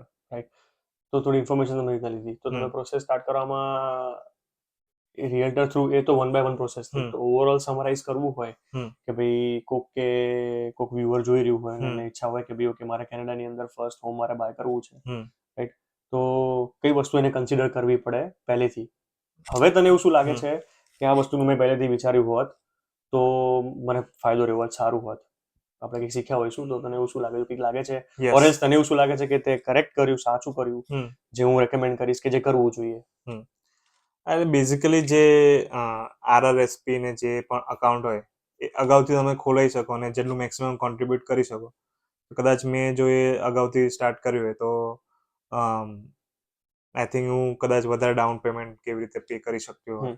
આપણે બીજા વિડીયો મેં અપલોડ કર્યા છે એની અંદર વાત કરી છે જાનકીએ કે કયા કયા અકાઉન્ટ્સ ને બેનિફિટ્સ હોય છે કેનેડાની અંદર જનરલી ફર્સ્ટ હોમ બાય કરવા માટેના. તો ડિટેલ્સ એમ મળી જશે. બટ તે કીધું કે એક અકાઉન્ટ પણ એક નથી, તે કયા કયા તમે ઓપન કર્યા હતા અને કયા કયા રેકમેન્ડ કરીશ કે એ બેનિફિટ્સ લેવા જોઈએ અત્યારે હાલ? બેનિફિટ્સ તો RRSP, FHSA એ બંને જ. FHSA અને મોસ્ટલી જો ઇફ કોઈ TFSA માં ઇન્વેસ્ટ કરતું હોય તો ઓફકોર્સ જે બી તમે ગેઇન કરતા હોય એના પર કોઈ ટેક્સ નથી લાગતો, તો એ પણ તમે એ રીતે સેવિંગ્સ કરી શકો છો ઘર માટે. પણ ઘર લેતા પહેલા મારી વાઈફને એક સારી વ્યવસ્થિત જોબ લાગી ગઈ હતી, તો એ પણ એક ગ્રીન સિગ્નલ હતું કે ભાઈ ઓકે કે અમને મળી જશે ઘર. પણ બીજું એક ફેક્ટર હતો મારી કારની લોન હજી ચાલે છે, તો એના લીધે તમને લોન ઓછી મળે જો તમે ફૂલ પે આઉટ ના કરી હોય તો આઈ ફીલ કે જો મેં કાર વહેલા પે આઉટ કરી નાખ્યો તો કદાચ વધારે લોન મળી હોય ને કદાચ હું વધારે સારું લઈ શકતો હોય. પણ અમને બંનેને આ ઘર સારું લાગ્યું ટુ બી ફ્રેન્ક. એટલે અમારું પહેલું ઘર અમે નક્કી કર્યું I think October or November 2023માં, લાઈક આઈ થિંક સેમ ટાઈમે. અને ઓવરઓલ પછી તમારે ચેક્સ આપવાના હોય છે જે પ્રમાણે આઈ થિંક 25K જેટલા કે જે બી એ લોકો બિલ્ડર. અને ધેન પછી ક્લોઝિંગ વખતે તમારે બધું રેડી રાખવાનું કે તમારી લોન અપ્રૂવ છે કે નહીં, લોયર્સ એન્ડ ઓલ. અને તો એમાં કેટલા લોકોનું ઇન્વોલ્વમેન્ટ હોય ફર્સ્ટ હોમ બાય કરવામાં? ફર્સ્ટ લોયર જનોલ કીધું ને, તો હમ પછી લોયર બીજું શું હોય, રિયલ્ટરની માં જરૂર પડે? આઈ નો આપણે જયભાઈ હા હતા, સુપર હેલ્પફુલ હમ કે જયભાઈ હતા, અને હમ એમના થ્રુ ખાસી બધી ઇન્ફોર્મેશન ને hmm really helpful. But next time if જો આપણે કદાચ ન્યૂ કન્સ્ટ્રક્શન બાય કરવા જઈએ તો આઈ ડોન્ટ થિંક કે રિયલ્ટરની મે બી જરૂર પડે એક્ઝેક્ટલી. ઓર મે બી તો નોટ. હા, એટલે ઓફકોર્સ જયભાઈની જરૂર પડશે આપણને, બીકોઝ એમાં ફેમિલી ફ્રેન્ડ જેવા થઈ ગયા છે. બટ એઝ અ રિયલ્ટર તમે નવું ઘર બાય કરવા જતા હોય કેનેડાની અંદર, એટલીસ્ટ મને ખબર છે ત્યાં સુધી, તો તમારે જરૂર નથી હોતી રિયલ્ટરની. રિયલ્ટરનું કામ ક્યારે આવે કે જ્યારે તમારે ઓલરેડી કન્સ્ટ્રક્ટેડ હાઉસ છે, ઓલરેડી લેટ્સ સે કે હવે એક ઘર ફર્સ્ટ હોમ તમે બાય કર્યું કે કોઈ બી ઘર તમે રેન્ટ ઉપર મૂકતા હોય, ઓર સેલિંગ ઉપર, રેન્ટ ઉપર નહીં, આમ સો સોરી, સેલિંગ ઉપર તમે તમારું ઘર ચડાવતા હોય, તો એ વખતે રિયલ્ટરનું કામ આવે. એ વખતે રિયલ્ટર સેલિંગમાં અને બીજા સામેથી બાઇંગમાં હેલ્પ કરે, બંને સાઈડ, અને એવી રીતના રિયલ્ટરનું જનરલી કામ હોતું હોય.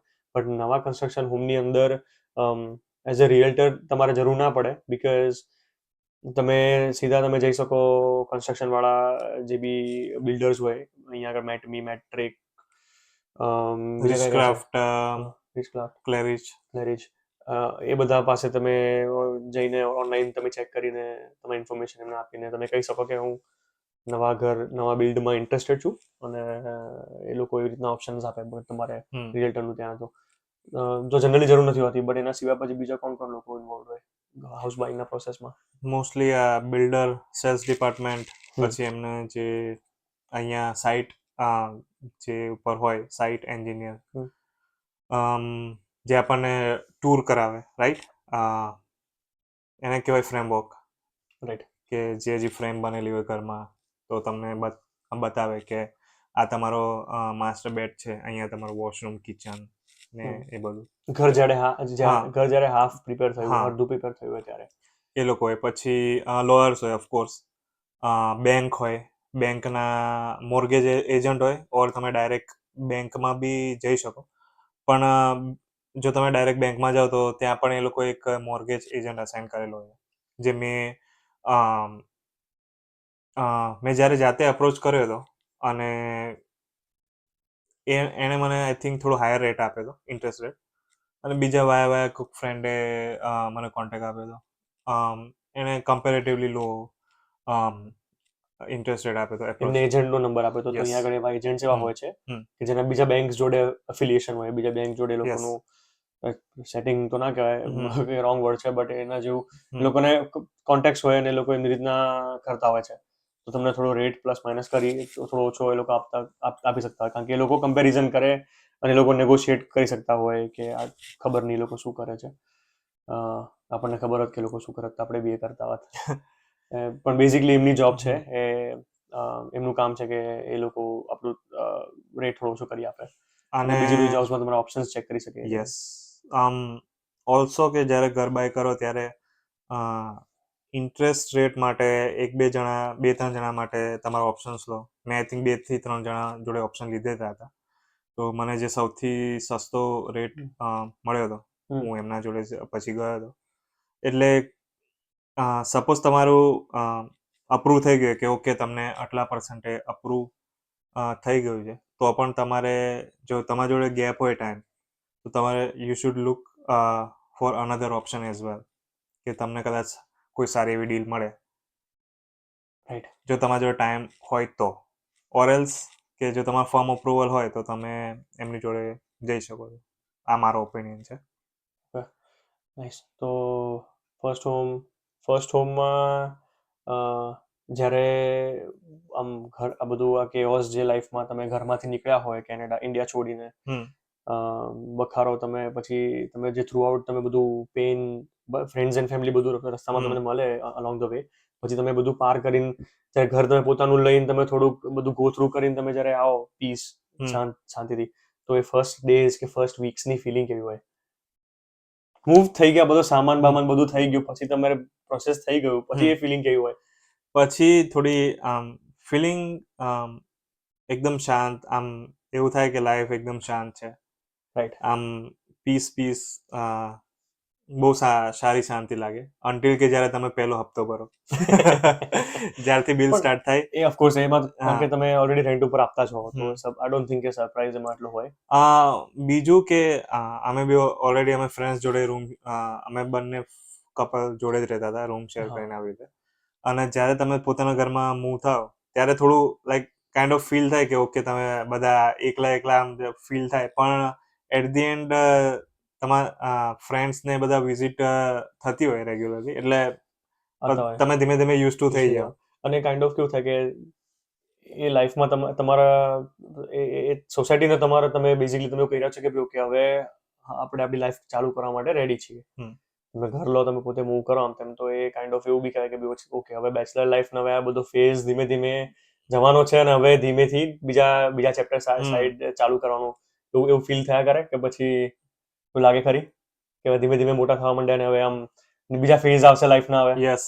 બધા ફ્રેન્ડ્સ ને એ બધાને જોઈએ હમ એટલે થયા કરે એવું એવું થયા જ કરે. યસ. કે ભાઈ આ લોકોને હવે ધીમે ધીમે આમ બીજા ફ્રેન્ડ્સ આપણે બીજા એપિસોડમાં બી વાત કરી હતી કે ટ્વિન્સ ને કેવી રીતના સાચવવાનું ને એવી રીતના અમારા જ્યારે હિનલ ભાભી આવ્યા હતા ત્યારે સો અમે લોકો બીજા અમારા ફ્રેન્ડ્સ એન્ડ ફેમિલીની સામે જોઈએ લુકઅપ કરીએ તો ખબર પડે કે ઓકે લાઈફના ફેઝિસમાં આવું છે આમ તેમ શીખીએ બે વસ્તુ રાઈટ. એટલે એવું આપણે થાય કે ભાઈ ઓકે આપણે બી હવે આવી રીતના થવાનું થશે શીખતા રહીએ.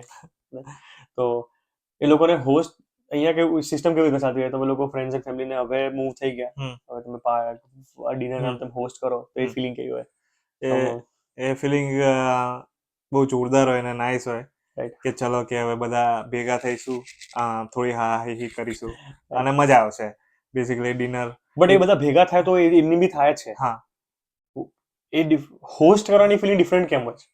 હોસ્ટ કરવાની એટલા માટે કે અત્યાર સુધી ચલો આપણે કારણ કે આપણે હમણાં થોડા ટાઈમ પહેલા ટાકોસ બી ખાધા મારા ઘરે. હમ. મેં અત્યારે નોટ્સમાં લખ્યું તો મને યાદ આવ્યું તો અમે લોકો બી હોસ્ટ કર્યું હતું તો હા. એ બહુ આમ ડિફરન્ટ ફિલિંગ આવે રાઈટ. તો યસ એક્સાઇટેડ હોઈએ કે ભાઈ આપણે ચલો બધા ફ્રેન્ડ્સ ને ફેમિલી આવે છે આપણા ઘરે પોતાના ઘરે.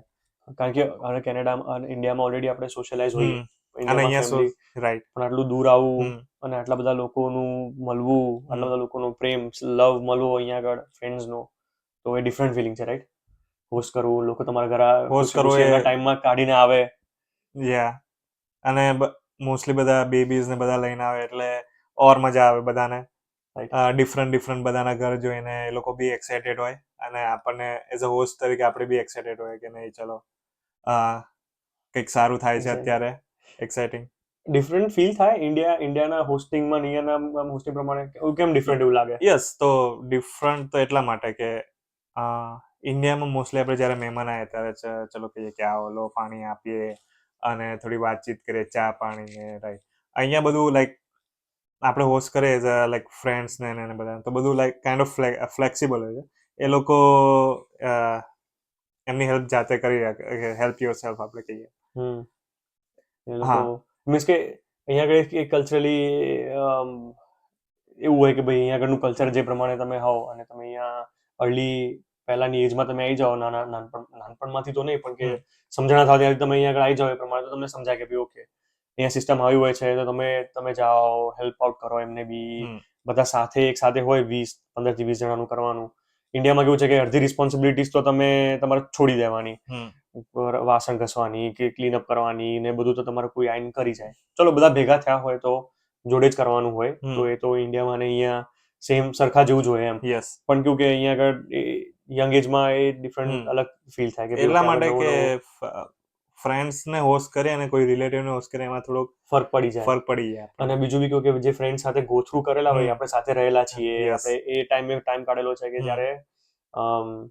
જ્યારે લાઈફમાં આમ કે ભાઈ છોકરી ને ભાભી ને મારી વાઈફ ને આપણા લાઈફમાં નતા અને આપણે લોકો જોડે રહેતા હતા બેચલર્સમાં તો આઈ થિંક કે ત્યાં ડિફરન્ટ બોન્ડિંગ એક થઈ ગયું હોય અને પછી સ્ટીલ અત્યાર સુધી કન્ટિન્યુ રહે અને બીજું કેવું કે તમારા બધાના ઇનપુટ એટલા ને એટલા રહે બધા ફ્રેન્ડ્સ ના એવી રીતના એટલું જ ઇનપુટ તો એ વધારે પોઝિટિવ હોય આઈ થિંક અને એના કારણે બીજી લાઈફ્સમાં બી તમે ફ્રેશ રહો રાઈટ. તને એવું લાગે ખરી આમ લાઈક આના કારણે બીજી લાઈફ્સમાં બી જો કદાચ આટલું જોલી આટલું સારું એન્વાયરમેન્ટ ના હોત આપણા ફ્રેન્ડ્સ ફેમિલીમાં તો સારું તો એટલી મજા ના આવત. Yes right. એવું લાગે કરે સો ધેટ્સ ડિફરન્ટ. ટાકોઝ, અમે ટાકોઝની વાત કરવાનો યસ. હતું કે અમે લોકો બી રિસેન્ટલી ટાકોઝ હોસ્ટ કર્યા હતા, તો હમ. ટાકોઝનો ફર્સ્ટ ટાઈમનો ખાવાનો એક્સપિરિયન્સ કેવો હતો? નો ટાકોસ તો મેં જો કે ખાધેલા હતા, પણ ડીપોટલેના ટાકોસ મેં ફર્સ્ટ ટાઈમ ખાધા. ડીપોટલે, આઈ મીન ઘર તમે લોકો જયારે આવ્યા હતા ને, તો એ હમ. લોકોનો બધાનો એક્સપિરિયન્સ કેવો હતો ફર્સ્ટ ટાઈમ ટાકોઝનો?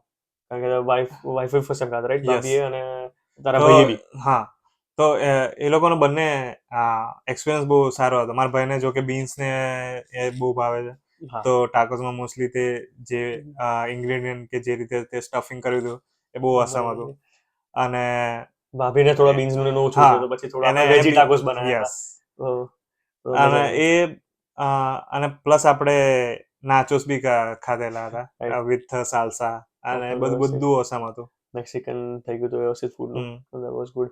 અને એની પહેલા પછી ક્રિસમસ પાર્ટીનું બધું આમ તેમ કર્યું હતું, તો ક્રિસમસ પાર્ટી, મજા આવી હતી. હા, રાઈટ, તે સારી રિસેન્ટલી. રીતે તમે બંને સારી રીતે હોસ્ટ કરી હતી. થેન્ક યુ, અને થેન્ક યુ. ખાસા બધા લોકો હતા, આપણે ઓલમોસ્ટ 20 પ્લસ હશું. યા. સિક્રેટ સાન્તા અને બધી ગેમ્સ ખરેખર એન્ટરટેનિંગ હતી. યા, આઈ અને ફીલ લાઈક કે એ જ કરવું જોઈએ નેક્સ્ટ હા. ટાઈમથી. અમે લોકો કેવું કે ક્રિસમસ પાર્ટીનું અહીંયા ફ્રેન્ડ્સ ફેમિલીમાં કોઈ હોસ્ટ કરતું નથી આમ તેમ. હમ.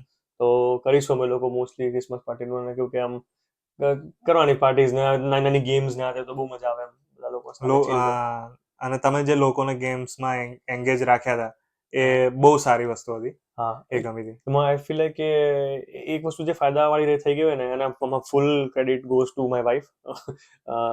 એમાં કેવું છે કે પ્રિપેરેશન એને મગજ ચલાવ્યું હતું કે પ્રિપેરેશન બધી કરીને રાખશું પહેલેથી, હમ. તો ખાલી બધા લોકોને આવીને રમવાનું રહેશે. મારી યુઝ્યુઅલી મેન્ટાલિટી કેવી હોય હમ. કે ફ્રેન્ડ્સ આવશે ત્યારે ફોડી લઈશું, જોઈએ બધા આવે જ છે ચીલ કરવા માટે, તો બધા ચીલ જ કરવાના છે, હમ. તો લેટ્સ હેવ ફન ટાઈમ કરીએ આમ તેમ, એમ બધાને શું આમ લોકોને આમ કરીએ તેમ કરીએ કહેવાનું. પણ એને કીધું કે ના, ક્રિસમસ પાર્ટી છે, ક્રિસમસ છે, તો થીમ સેટ કરીએ, થોડી ગેમ્સ રાખીએ, તો બેબીઝને મજા આવે, પેરેન્ટ્સને મજા આવે, તો એન્ગેજ રહે. હું ખરેખરમાં બહુ ગભરાતો હતો આમ તેમ. મેં હમ. કીધું કે કદાચ કમ્ફર્ટેબલ લોકો ફીલ ના કરે, અને કદાચ પછી આ તો સારું નેક્સ્ટ ટાઈમથી કોઈ આવે નહીં તો શું કરવાનું એમ. કારણ કે આપણે કહીએ કે તમે આમ રમો, લોકો રમતા નથી games. But overall I feel like કે અગેન એ ફર્ક પડી જાય હમ. ફ્રેન્ડ્સને તમે હોસ્ટ કરો આમ તેમ, તો બધા બહુ ઇન્વોલ્વ એન્ગેજ હતા. બધા લોકોને કીધું કે કે કપ વાળી ગેમ રમશું, કે આ ગેમ રમશું, જેકેટ વાળી સિલી ગેમ્સ, નાની ગેમ્સ હમ. હતી બધી, કોઈ કે આમ હેવી નથી. બટ લોકોનું ઇન્વોલ્વમેન્ટ બહુ સારું હતું, હમ. તો આઈ ફીલ લાઈક કે આમ લોકો બધા એન્ગેજ હોય ને તો બહુ વધારે ફરક પડે ને, યસ. એન્ટરટેન રહેવાય હમ. એમાં, રાઈટ? રાઈટ. તો અને આપણે હાઉસની વાત કરતા હતા ને, હાઉસની અંદર એક વસ્તુ મિસ કરી હતી, જે આપણે રિસેન્ટલી જે બેનિફિટ લીધો છે, હમ. જે બેનિફિટ મળતા હોય છે બહાર, તો એનું ખાલી ઓવરવ્યુ થોડી ક્વિકલી આપને કે શું છે અત્યારે, શું શું ચાલે છે એમાં તમારે? ફર્સ્ટ હોમ બાયર માટેના કોઈ એમાં બેનિફિટ છે, રાઈટ? એવું યસ. ઓનલી કે જો તમારે સીએમએસસી ઇન્સ્યોરન્સ હોય તો એના માટે એવું છે કે જો તમારું હાઉસ એનર્જી એફિશિયન્ટ તરીકે ક્વોલિફાઈડ થાય, તો તમારે આઈ થિંક એની બિલ્ડર જોડેથી સર્ટિફિકેટ લેવાનું હોય છે. અને એ સર્ટિફિકેટ તમારે સીએમએચસીમાં સબમિટ કરવાનું રહેતું હોય છે.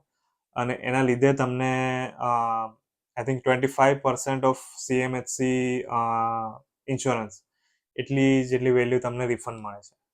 રાઈટ. સો લેજિટ છે, અમે ચેક કર્યું છે, ઇટ્સ બીન કન્ફર્મડ, તો go head and try.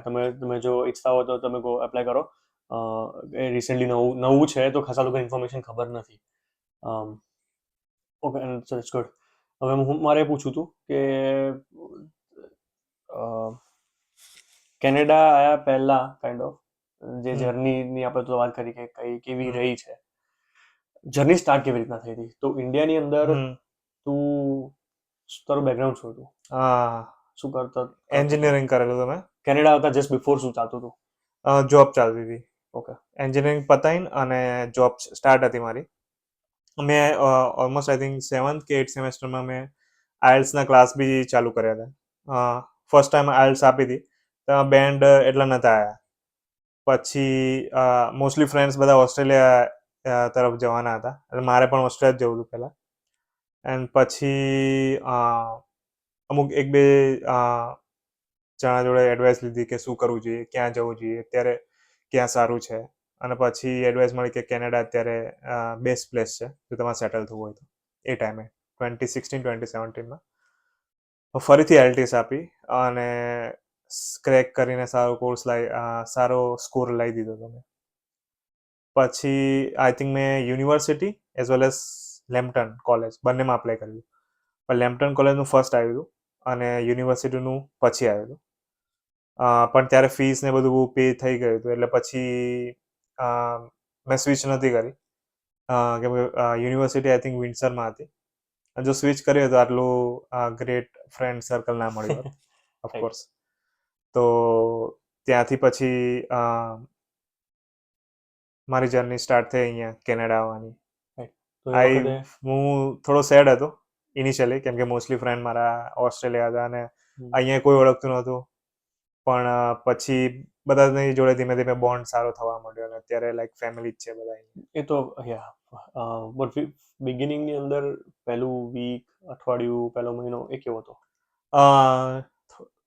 Depression જેવો હતો, જેવું અત્યારે સેમ વેધર છે ને એવું ત્યાં હતું. કેમ કાઇન્ડ ઓફ 3 થી 4 વાગે અંધારું થઈ જાય. ડિપેન્ડ કે તમે કયા ટાઈમે કેનેડામાં આવો છો. અને પછી આમ થાય ઓહો કે તો અત્યારથી તું ક્યારે આવ્યો હતો? હું ડિસેમ્બર.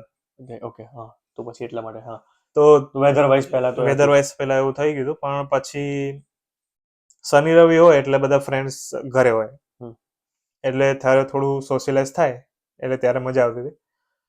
પછી ધીમે ધીમે થોડો ટાઈમ ગયો, કોલેજ સ્ટાર્ટ થઈ, થોડી જોબ ગોતવાનો ટ્રાય કર્યો, જોબ્સ મળી, પછી રૂટીન સેટ થઈ ગયું અને ધીમે ધીમે પછી અત્યારે 6-7 વર્ષ પતી ગયા. એડજસ્ટ થઈ ગયા હતા. બિગિનિંગમાં કઈ જોબ લાગી હતી?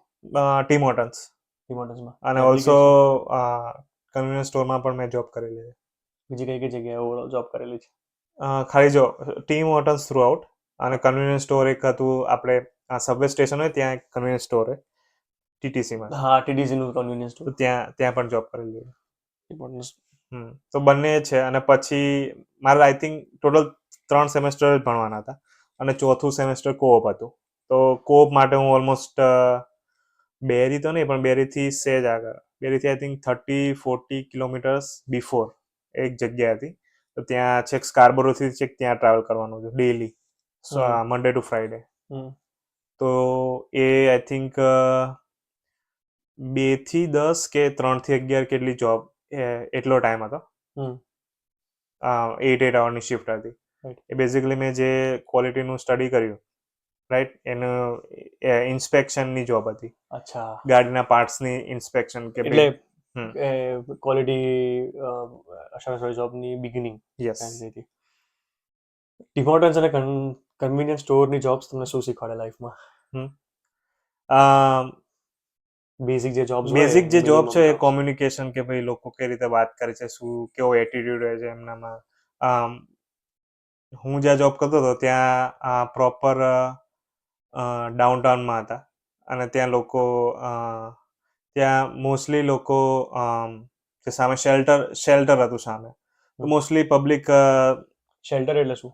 શેલ્ટર અહીંયા કે જે હોમલેસ હોય એ લોકોને ગવર્મેન્ટ અહીંયા ઘર પ્રોવાઈડ કરે. તો એ લોકો ટીમ હોટલ્સમાં આવે, બેસે, અમુક વાર ધમાલ બી કરે, તમારે સાચવવું પડે. એ બધું આમ ટોરન્ટો જાઓ તમે એટલે તમને થોડો ડ્રામા મળી રહે. બીજું કન્વીનિયન્સમાં પણ સેમ એવું જ હતું. કન્વીનિયન્સમાં અમુક વાર લાઈક ચોરીનો બી ડર રહે કે અમુક કાઇન્ડ ઓફ લાઈક.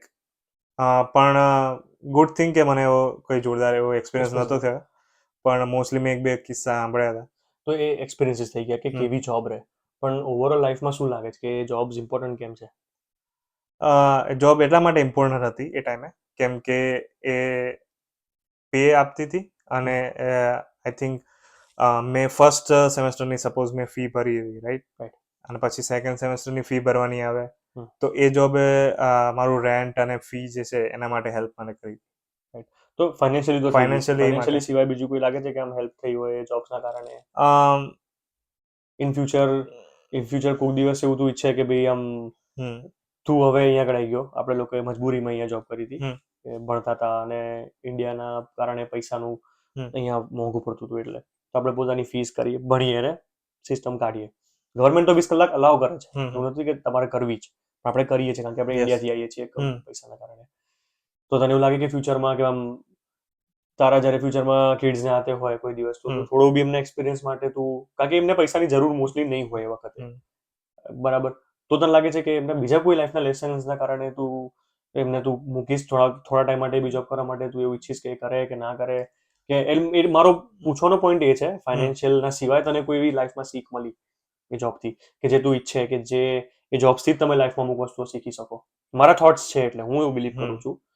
હવે મારે વસ્તુ એ છે કે હું બિલીવ કરું છું કે મારા કોઈ એટ સમ પોઈન્ટ મારા કોઈ કિડ્સને એવી રીતના આવે તો હું ઈચ્છીશ કે કમસે કમ 6 મહિના માટે કે 8 મહિના માટે કે ઇવન વર્ષ માટે બી જો એ 15-16 વર્ષ 17 વર્ષનો હશે કે હશે એ રહીએ જે બી વોટ એવર કરે એ કામ કરે કોફી શોપમાં કામ કરે ઓર કોઈ બી મિનિમમ વેજ જોબ કરવી મારા ખ્યાલથી અને એ બી ખાલી કરે એટલે એવું નહીં કે મહિના કે 2 મહિના માટે મારા ખ્યાલથી થોડા ટાઈમ વ્યવસ્થિત માટે કરે જરૂર નથી પૈસાની જરૂર નથી પણ એ કરે કારણ કે ખાસી બધી વસ્તુઓ મારા ખ્યાલથી શીખવા મળે છે એવું તને લાગે? હા ઓફકોર્સ કરવી જોઈએ. અને હું પણ એવું ઈચ્છીશ કે કરે.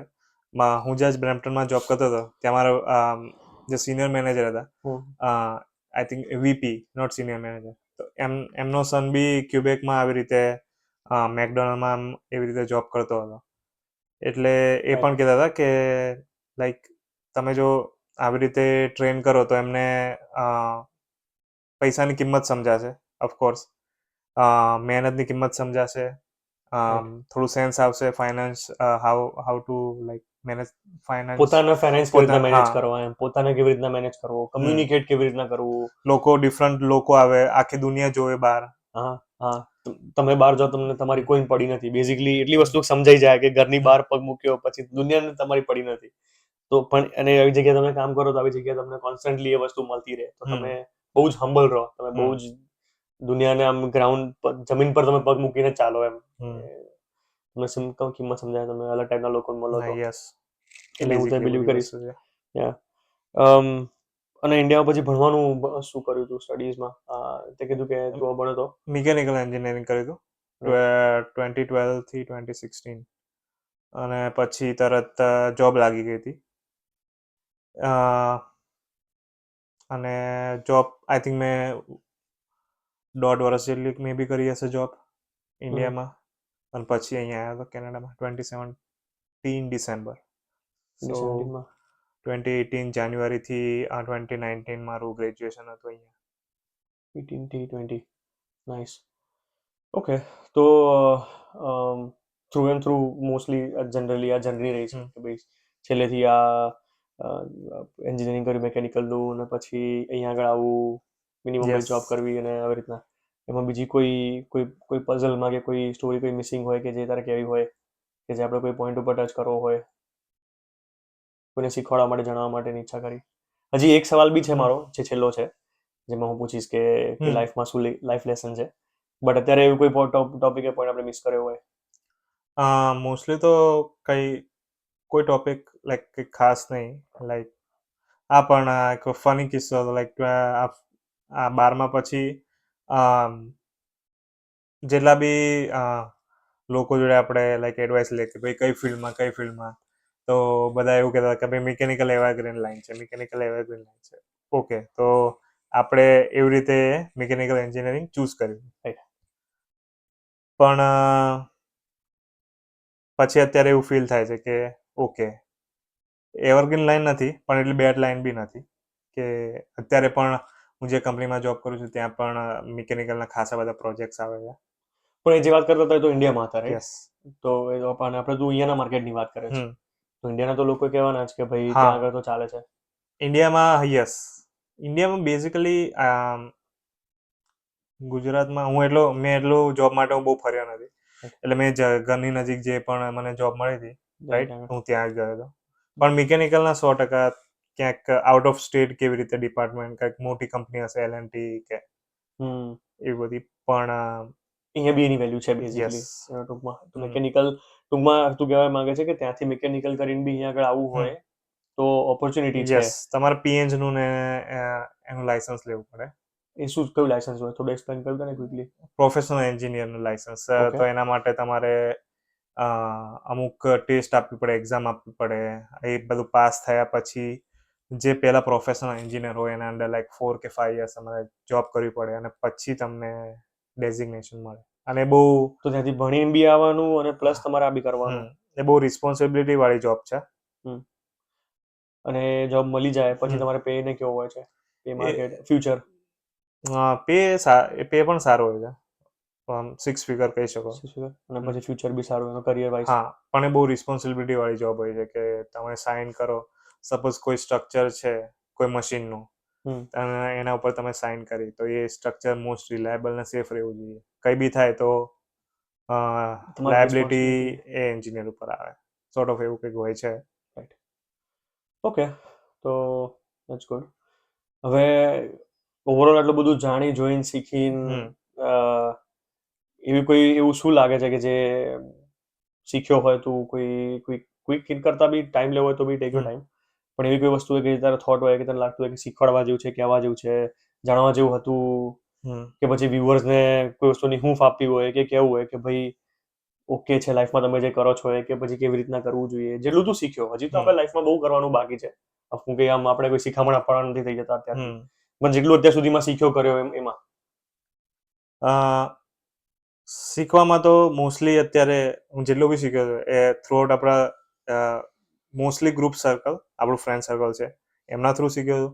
ઓલ્સો જોબ ઉપર જે બી મારા સિનિયર છે એમના ઉપર બી એમના પરથી બી હું શીખ્યો છું કે એ લોકો કઈ રીતે કામ કરે છે, કઈ રીતે હાર્ડવર્ક કરવું મસ્ટ છે જો તમે, અને થ્રુઆઉટ લર્નિંગ એ પણ તમારે કરવું પડશે જો સક્સેસ રહેવું પડશે તો, લાઈક સક્સેસફુલ બનવું હોય તો થ્રુઆઉટ લર્નિંગ એ નેસેસરી છે. લાઈક તે કીધું સર્ટિફિકેશન ને એવું બધું લર્નિંગ કોઈ બી ફિલ્ડમાં, એવું નથી કે આઈટી, પણ મિકેનિકલમાં કે કોઈ બી ફિલ્ડમાં તમારે તમે જો લર્ન કરવાનું ભૂલી જશો તો તમે આગળ ક્યારેય નહીં વધો પ્રોગ્રેસ. અને કોઈ એ વસ્તુ જાય કોઈ પણ ડોમેનમાં, તો ખાલી આઈટીમાં જોબમાં નહીં, તમારી લાઈફમાં, પર્સનલ લાઈફમાં, તમારા ફાઇનાન્સીસમાં, અને જ્યાં જ્યાં તમારી લાઈફ રિલેટ થતી હોય બધી રીતના, રાઈટ, તમારે શીખવું પડે, જાણવું પડે. હા, એ જ કહે છે ને તું. યસ. અને કંઈ ખબર ના પડે તો કોઈ બી ફ્રેન્ડ્સ કે એને ચોક્કસ રીચ આઉટ કરો, પૂછો, તો કોમ્યુનિકેટ કરો.